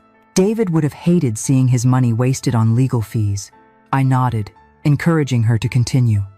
"I'm thinking we could settle this simply," she went on, leaning forward confidentially. "You keep some sentimental items, I maintain the lifestyle David wanted me to have, and we both move on with our lives. No prolonged court battle, no messy public fight." "What exactly did you have in mind?" I asked, playing the role of someone considering capitulation. Victoria's proposal was breathtaking in its audacity. She would take the house, the investment accounts, and David's life insurance, while I would receive some personal effects and a generous one-time payment of $50,000. "That seems uneven," I said carefully, feigning confusion rather than outrage. "David and I were building a life together," she explained smoothly. "Everything we had was meant for our future. He'd want me to be taken care of." She sighed, a practiced sound of resignation. "The truth is, Barbara, David knew he was sick for months before he told anyone. He could have gotten treatment earlier, but he refused. By the time he finally saw specialists, it was too late." The implication was clear. She was suggesting David had been suicidal or negligent about his health, attempting to undermine the medical negligence angle the police were investigating. "That doesn't sound like my son," I said, allowing genuine emotion to color my words. Victoria's expression hardened slightly. "You weren't here. You were off playing soldier while he was dealing with this alone." She quickly softened again. "I'm sorry. That was unfair. We're both grieving. But David made his choices, and now we have to respect them, including his choice to leave the bulk of his estate to charity." I asked, watching her reaction. Her smile froze. "That document was created when he was heavily medicated, barely coherent. His real wishes were for me to be taken care of. He told me so many times. And the recordings where you discussed spending his money while he was dying? Were those his wishes too?" Victoria's facade cracked completely. "Those recordings are fake. You set me up. Turned David against me at the end. So, you're saying David wasn't of sound mind when he made those recordings? When exactly did his mental capacity become compromised, Victoria? Before or after you started moving his money offshore?" She stood abruptly. "I've forgotten. This was a mistake. I tried to be reasonable, to offer you a dignified way out. But if you want a war, Colonel, you'll get one." "It's already begun," I replied calmly.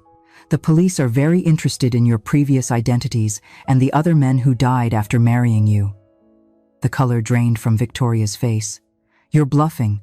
Detective Hayes sends his regards. He's particularly interested in your connection to a certain operation targeting wealthy, ill individuals across Florida." For a moment, raw panic flashed across her features. Then, with remarkable control, she composed herself. "Prove it," she said coldly. "You have nothing but circumstantial evidence and a mother's desperate grief. My lawyer will destroy you in court." "Perhaps," I conceded. "But the FBI doesn't need to prove everything in court to freeze assets connected to organized crime. Those offshore accounts you've been filling, already flagged."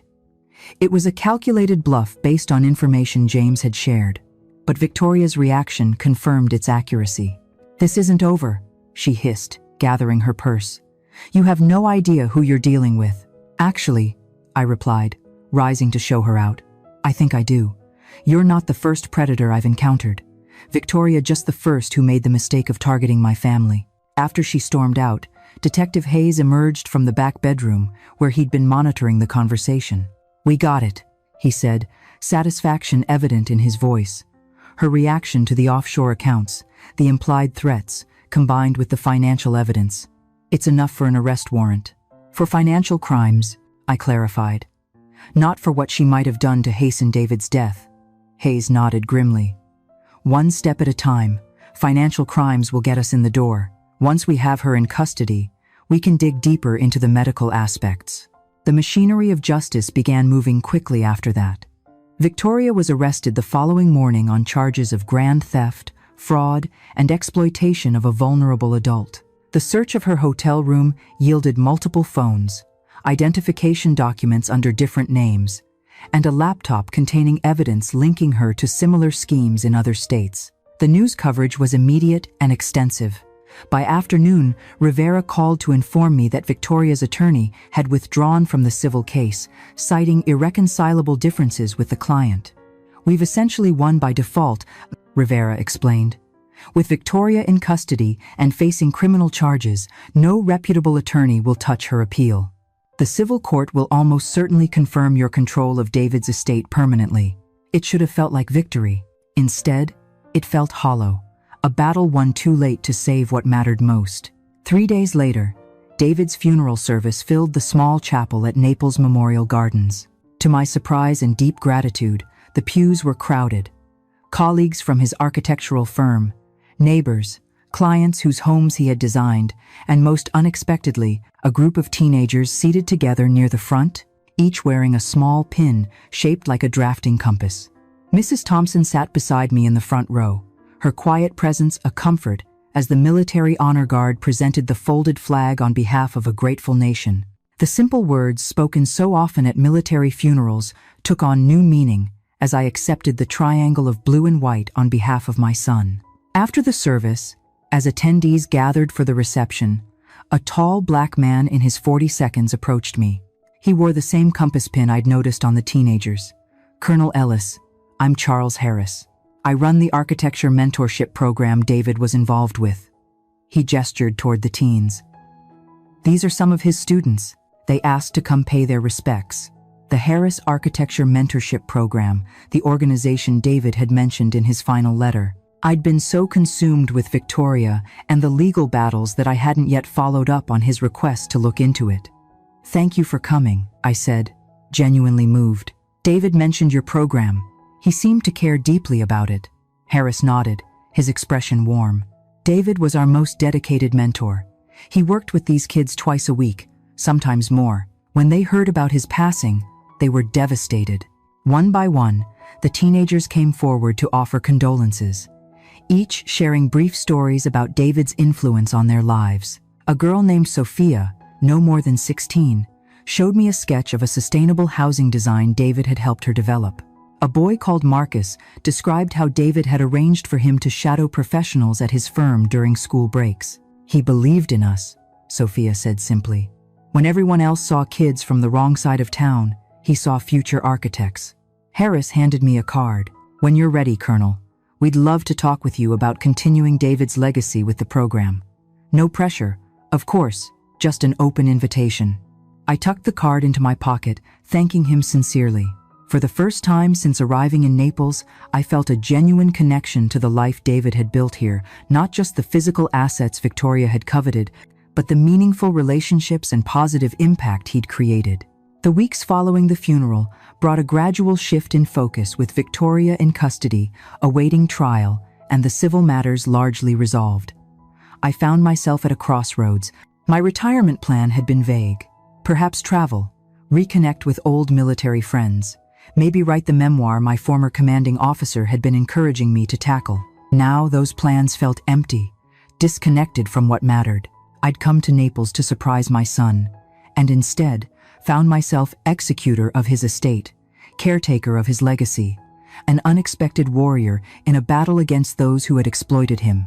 One morning, unable to sleep past dawn despite having no specific duties to attend to, I found myself driving to the address on Charles Harris's card. The Harris Architecture Mentorship Program operated from a renovated warehouse in a transitional neighborhood, an impressive space with high ceilings, abundant natural light, and walls covered with architectural drawings, models, and photographs. Harris seemed unsurprised to see me. "I had a feeling you might stop by," he said, offering coffee as he showed me around the facility. "David talked about you, often said his attention to detail and work ethic came from you." The tour revealed drawing tables where students worked on designs, a small computer lab with architectural software, a workshop for building models, and a gallery space displaying student projects. Throughout the building, photographs documented field trips to significant architectural sites and mentoring sessions with professionals. David appeared in many of these images, instructing teens at drawing tables, examining models with focused attention, laughing with students during what appeared to be a pizza party celebration. "How did David get involved?" I asked, studying a photograph of my son, helping a young man adjust a blueprint. "He volunteered after designing a community center in this neighborhood," Harris explained. "Said he wanted to do more than just create buildings. He wanted to create opportunities for the kids who'd use them."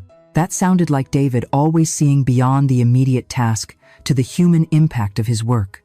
"We're actually facing a challenge," Harris continued as we returned to his office.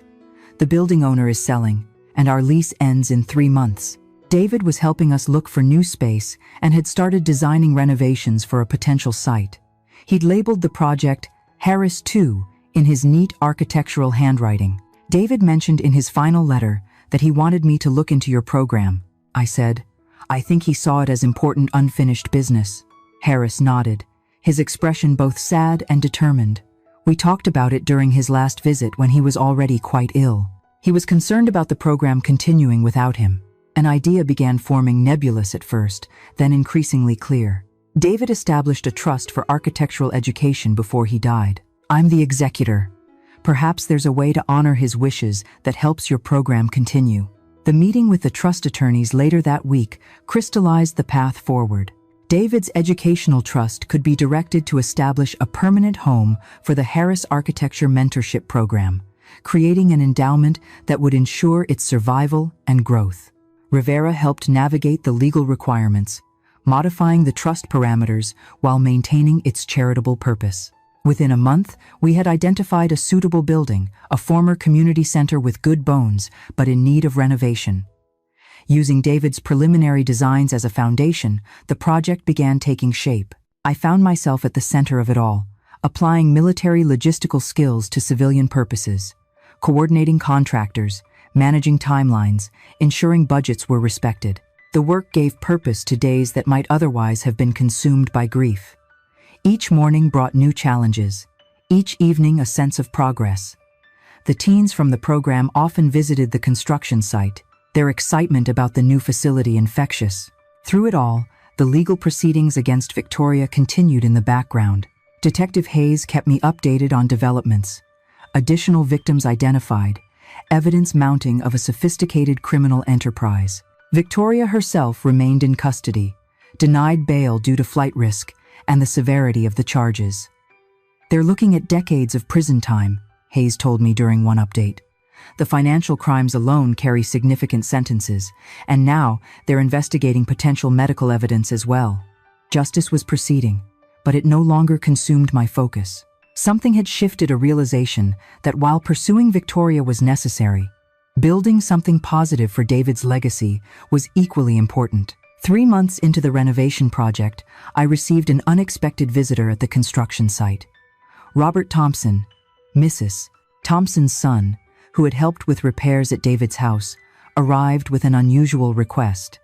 "I'm working with a group of veterans transitioning to civilian construction careers," he explained.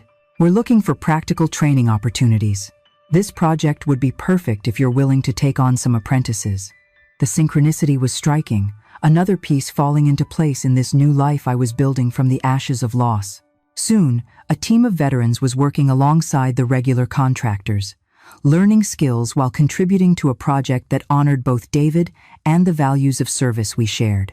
As summer turned to fall, The new Harris Architecture Center neared completion. The modern light-filled space incorporated David's vision while adding elements that reflected my own influence.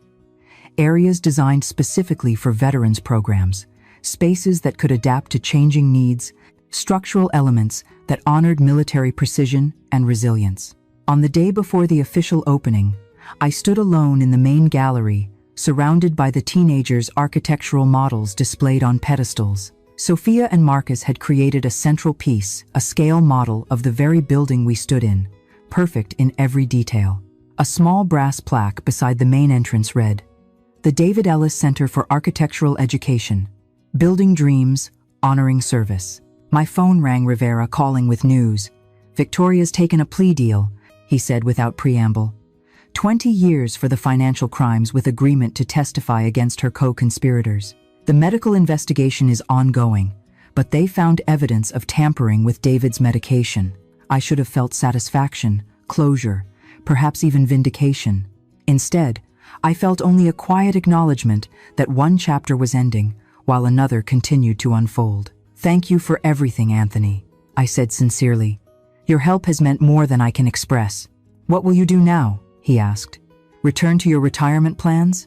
I looked around at the center, at the space that had become not just a memorial to David, but a living extension of his values and vision. "I think I found my second career," I replied. "It turns out there's more than one way to serve." The official opening of the David Ellis Center drew community leaders, architectural professionals, and media attention. The teens from the program served as proud guides, showing visitors through the facility and explaining how the various spaces would function. I stood back, watching the interaction between the young people and the community that had come to support them. This was David's true legacy, not the house or the bank accounts Victoria had coveted, but the lives he had touched and the opportunities he had created. As the event wound down, Charles Harris introduced me to a visitor who had arrived late. Dr. Lee, the oncologist who had initially diagnosed David's cancer. "I wanted to see what David helped create," she explained, her gentle manner reminding me of Dr. Harper. "He spoke about these students during his appointments, even when he was quite ill." We walked through the quieting center together, Dr. Lee sharing memories of David as a patient, his concern for others even while facing his own mortality, his detailed questions about his treatment, his determination to complete certain projects before time ran out. "There was one thing that always bothered me," she said, as we reached the memorial wall, displaying photographs of David with his students. "His condition deteriorated much faster than I expected, given the initial diagnosis. I've reviewed his case several times, wondering if I missed something. The police investigation found evidence that his medication may have been tampered with," I told her quietly. Dr. Lee's expression darkened. "That would explain a lot." The rate of decline was unusual. I actually noted it in his file. The confirmation of what we'd suspected was both painful and validating. Victoria hadn't just stolen from David. She had likely accelerated his death, either through deliberate action or criminal neglect. "I'm sorry I couldn't do more for him," Dr. Lee said, genuine regret in her voice. "You did everything possible with the information you had," I assured her. "The person responsible is facing justice." As Dr. Lee prepared to leave, she mentioned the pediatric oncology unit where she also worked. "We have a patient there who reminds me a bit of your son. Same determination, same concern for others despite his own circumstances. 8 years old and worrying about the other children more than himself." "What's his diagnosis?" I asked, thinking of the countless military hospitals I'd visited over my career, the wounded soldiers who'd shown similar courage. "Acute lymphoblastic leukemia," she replied. "No, Ali, no relation to me, just coincidence. He's responding well to treatment, but he has no family support. His mother passed away last year, and his father is unavailable." The story tugged at something in me. "No other relatives?" Dr. Lee shook her head. "He's in the foster care system, but with his medical needs, placement is challenging. He spends more time in the hospital than most homes can accommodate." Before I could respond, Harris called me over to meet some potential donors for the program's operational fund. By the time I looked for Dr. Lee again, she had departed, leaving me with thoughts of a boy I'd never met, facing battles no child should have to fight alone. The following week, after settling into a routine of dividing my time between David's house, which I decided to keep rather than sell, and the center, I found myself driving to Naples Children's Hospital. The impulse was difficult to explain, perhaps a continuation of the need to create something positive from loss, perhaps simply human connection to balance the administrative tasks that now filled my days. The pediatric oncology unit was bright, with murals and child-sized furniture, a stark contrast to the military hospitals I was more familiar with.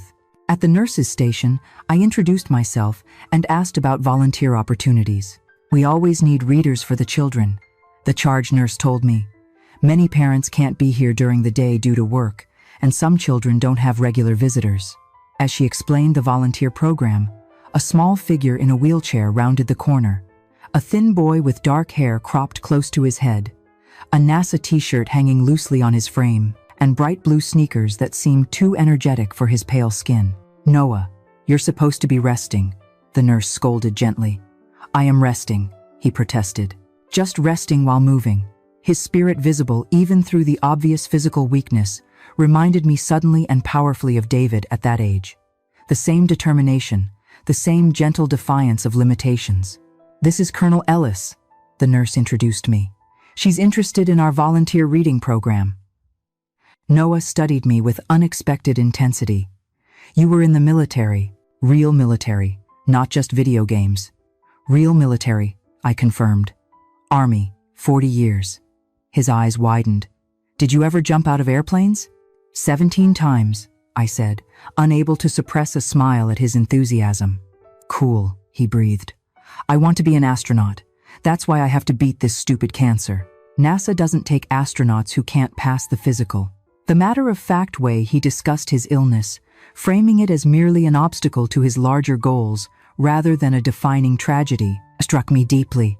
This was resilience in its purest form, the kind I'd seen in the best soldiers, the kind David had demonstrated throughout his life. "I bet NASA would be impressed by anyone who fought cancer and won," I told him.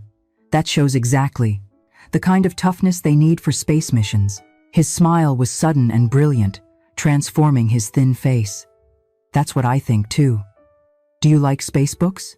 The volunteer yesterday only brought princess stories.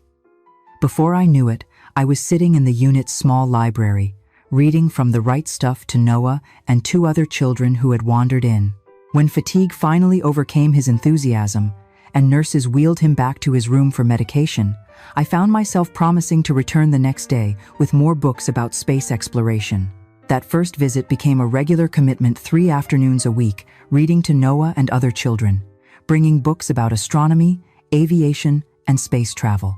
I learned that Noah had been diagnosed shortly after his mother's death from an unrelated illness, that his father was serving a prison sentence for drug-related charges, and that despite regular chemotherapy treatments, he maintained both his astronaut dreams and his concern for the other children on the unit. "Lily's scared of the big needle," he confided one day, referring to a younger patient. "I told her it doesn't hurt as much if you name the medicine something funny. Mine is called Alien Zapper because it's killing the bad cells like in Space Invaders." Dr. Lee, whom I now saw regularly during my visits, kept me updated on Noah's medical progress. "He's responding well to treatment," she told me 6 weeks into my volunteer work. "But he's approaching a critical phase where he'll need more intensive support. The foster system is struggling to find an appropriate placement." The words hung between us, an unspoken question neither of us quite dared to articulate. That evening, I sat in David's study, which had gradually become my own workspace, surrounded by the dual paperwork of the center and David's estate. My military career had never left room for family beyond David, for relationships that required presence and consistency. I had been a mother, yes, but a distant one for too many of David's formative years. Now, in my 60 seconds, retired and rebuilding a life from unexpected tragedy, was I capable of offering a child like Noah what he needed? The question seemed presumptuous, perhaps even selfish. Was I looking to replace David? To atone for absences in his childhood? No, this was different. This was about a specific child with specific needs that I might be uniquely positioned to meet. My military pension provided financial stability. David's house offered space. My newfound community connections through the center created a support network. And most importantly, my retirement meant I had the one thing I'd never had during David's childhood: time. The decision crystallized not as an emotional impulse, but as a practical assessment of capabilities, matched to needs, the same approach I'd taken to military problems throughout my career. If Noah needed a stable home during his treatment and recovery, and I could provide that home, then the logical next step was clear. The process was far from simple. Becoming a foster parent, especially for a child with significant medical needs, involved extensive background checks, home studies, training courses, and evaluation interviews. My military background expedited some aspects while complicating others. "You've moved frequently throughout your career," the social worker noted during one interview. "Stability is crucial for children in Noah's situation." "My career is concluded," I replied simply. "I've established roots here at the center, David's house, connections with the medical team already treating Noah. I'm not going anywhere." Rivera helped navigate the legal requirements, as did James Carter, who provided character references from military colleagues who had known me as both an officer and a mother. 3 months after that first hospital visit, I stood in what had been David's guest room, now transformed into a space for a child. The walls were painted deep blue, with glow-in-the-dark stars forming accurate constellations across the ceiling. Bookshelves held volumes about space exploration, science, and astronomy. A desk by the window was equipped with a telescope David had owned as a teenager. Mrs. Thompson arrived with a handmade quilt patterned with planets and spaceships. "Robert and I thought Noah might like this," she said, placing it carefully on the bed. "The whole neighborhood is excited to meet him." The community that had embraced me in my grief was now expanding to include this child none of us had known 6 months earlier. The foster center teens had created a special welcome card signed by all of them. Dr. Lee had coordinated with Noah's medical team to ensure seamless transition of his care. Even Detective Hayes had stopped by with a vintage NASA poster he'd found at a garage sale. When the day finally arrived to bring Noah home, I found myself unexpectedly nervous, a sensation I'd rarely experienced, even in combat situations. What if he didn't like the room? What if the adjustment was too difficult? What if I wasn't equipped for the challenges of parenting a child through serious illness? But when Noah wheeled himself into the house, his face lighting up as he explored each room, those doubts began to recede.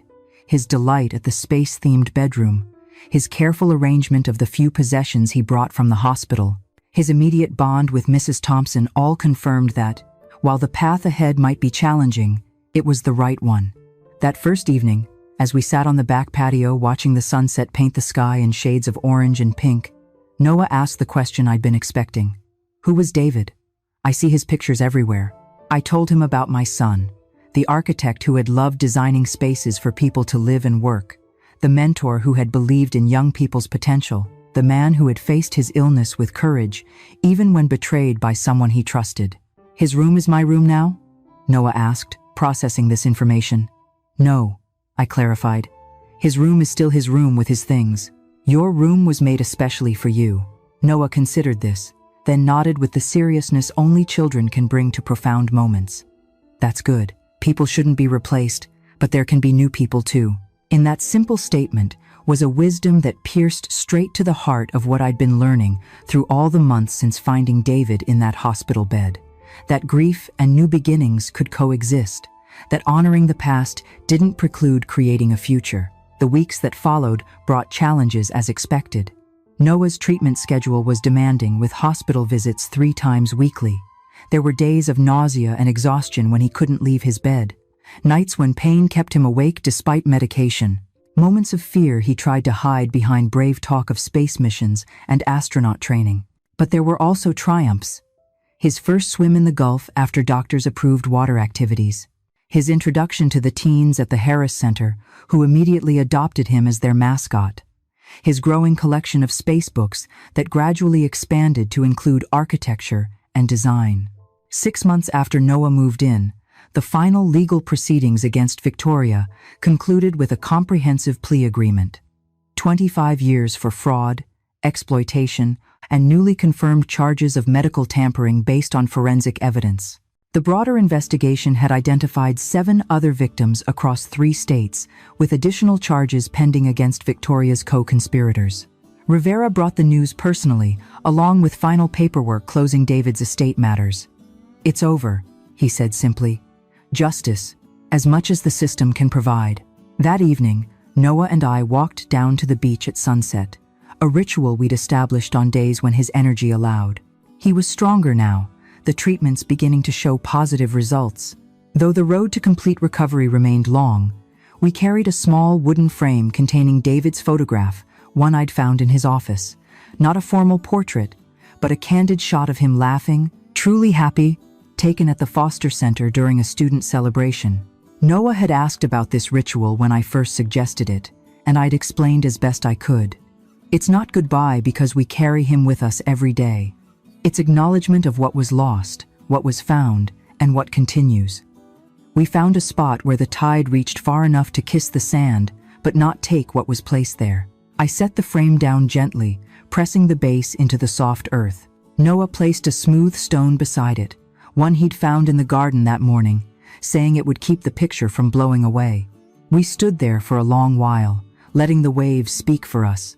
I thought about how different this moment was from the one I'd imagined when I first boarded that flight home. How loss had led me to something I didn't know I needed. How grief had opened doors to new purpose rather than closing them. When the horizon began to glow with streaks of pink and gold, Noah slipped his hand into mine. I felt the steady warmth of his grip, the quiet promise that we were building something neither of us would have to face alone. "Ready to go home?" I asked. Noah nodded, his gaze still on the photograph and the endless water beyond. "Yeah, I think he'd like what we did with the place." Turning toward home, I knew the house we would return to was more than walls and windows now. It was a place held together by new beginnings, built on honored endings, a foundation strong enough to support whatever came next. And for the first time in a long time, that was enough. Trước khi khép lại câu chuyện này, mình muốn bạn ở lại với mình thêm một chút, như một cuộc trò chuyện thực sự, không vội vàng, không kịch bản. Đôi khi mình nghĩ điều đặc biệt nhất của những câu chuyện như thế này không phải là cao trào, không phải là cái kết, mà là những cảm xúc còn đọng lại sau khi mọi thứ đã kết thúc. Bạn có bao giờ xem xong một câu chuyện rồi tự nhiên im lặng vài giây không? Không phải vì không có gì để nói, mà là vì có quá nhiều thứ đang chạy trong đầu. Mình thì có. Và mỗi lần như vậy mình lại tự hỏi ngoài kia có bao nhiêu câu chuyện giống như thế này mà chúng ta chưa từng được nghe. Bao nhiêu con người đã trải qua những điều khó khăn như vậy nhưng không có ai kể lại. Bao nhiêu người phụ nữ đã phải mạnh mẽ trong im lặng mà không ai thực sự nhìn thấy. Đó là điều khiến mình luôn suy nghĩ rất nhiều sau mỗi video. Bởi vì sự mạnh mẽ không phải lúc nào cũng ồn ào. Nó không phải lúc nào cũng là những khoảnh khắc đứng trên sân khấu hay những chiến thắng rõ ràng để mọi người vỗ tay. Đôi khi sự mạnh mẽ chỉ đơn giản là thức dậy vào mỗi buổi sáng khi bạn không còn chút năng lượng nào, tiếp tục cố gắng khi mọi thứ dường như đang chống đối lại bạn, mỉm cười dù bên trong bạn đang rất mệt mỏi. Và điều đặc biệt là rất nhiều người phụ nữ ngoài kia đang làm điều đó mỗi ngày. Không ai biết, không ai hỏi, nhưng họ vẫn tiếp tục. Những nhân vật trong câu chuyện bạn vừa xem có thể là hư cấu, nhưng cảm xúc của họ thì không hề hư cấu. Nỗi đau là sự thật, sự tổn thương là thật, và cả sự kiên cường cũng là thật. Đó là lý do tại sao mình luôn muốn kể những câu chuyện như thế này. Không phải để làm mọi thứ trở nên buồn hơn, mà để chúng ta có thể hiểu hơn, hiểu rằng đằng sau mỗi con người là cả một hành trình mà chúng ta không thể nhìn thấy. Hiểu rằng đôi khi sự im lặng của một người không phải là họ yếu đuối, mà là họ đã phải chịu đựng quá nhiều. Và hiểu rằng sự vươn lên không phải lúc nào cũng hoàn hảo. Có những lần họ sẽ gục ngã, có những lúc họ sẽ nghi ngờ chính mình, có những khoảnh khắc họ muốn từ bỏ tất cả. Nhưng rồi họ vẫn đứng dậy, không phải vì họ không sợ, mà là vì họ không còn lựa chọn nào khác ngoài việc phải tiếp tục. Và mình nghĩ đó mới là định nghĩa thực sự của sức mạnh. Không phải là không bao giờ yếu đuối, mà là vẫn bước tiếp, ngay cả khi bạn đang yếu đuối nhất. Có thể khi nghe đến đây, bạn sẽ thấy câu chuyện này không chỉ là về một nhân vật nữa, mà là về rất nhiều con người. Có thể là một người bạn của bạn, một người thân trong gia đình, hoặc thậm chí là chính bạn. Và nếu bạn từng trải qua những cảm xúc tương tự thì mình muốn bạn biết một điều, bạn không hề đơn độc. Có thể câu chuyện của bạn chưa được kể, có thể không ai thực sự hiểu hết những gì bạn đã đi qua, nhưng điều đó không làm cho những gì bạn trải qua trở nên ít quan trọng hơn. Ngược lại, nó càng cho thấy bạn đã mạnh mẽ như thế nào để đi đến đây. Và đó cũng là lý do mình luôn hy vọng khi bạn xem được những video này, bạn không chỉ xem để giải trí, mà bạn sẽ cảm nhận, bạn sẽ dừng lại một chút để nghĩ, để nhìn mọi thứ chậm lại, để hiểu hơn về con người và về chính mình. Bởi vì đôi khi một câu chuyện có thể không thay đổi cả thế giới, nhưng nó có thể thay đổi cách bạn nhìn nhận về thế giới. Và như thế đã là rất đủ rồi. Nếu bạn đã đi cùng mình đến tận đây, thật sự mình rất trân trọng điều đó. Không phải ai cũng có đủ kiên nhẫn để lắng nghe đến tận giây phút cuối cùng. Và việc bạn vẫn ở đây có nghĩa là câu chuyện này đã chạm đến bạn, dù chỉ một chút. Nếu bạn muốn, bạn có thể tiếp tục đồng hành cùng mình trong những video tiếp theo. Vẫn sẽ là những câu chuyện như thế này. Những câu chuyện có thể sẽ khiến bạn suy nghĩ nhiều hơn, có thể khiến bạn cảm thấy nặng lòng, nhưng cũng có thể mang lại cho bạn một góc nhìn khác. Và trước khi kết thúc, mình chỉ muốn nói một điều thôi. Đôi khi cuộc sống sẽ không công bằng, đôi khi mọi thứ sẽ xảy ra theo cách mà bạn không thể kiểm soát. Nhưng điều bạn luôn có thể kiểm soát là việc bạn chọn đứng dậy như thế nào sau tất cả. Dù chậm cũng được, dù mệt cũng được, chỉ cần bạn vẫn bước tiếp thì bạn đã mạnh mẽ hơn bạn nghĩ rất nhiều rồi. Cảm ơn vì các bạn đã ở đây, đã lắng nghe và đã cùng mình đi qua những câu chuyện này. Hẹn gặp lại các bạn trong những câu chuyện tiếp theo. Bye!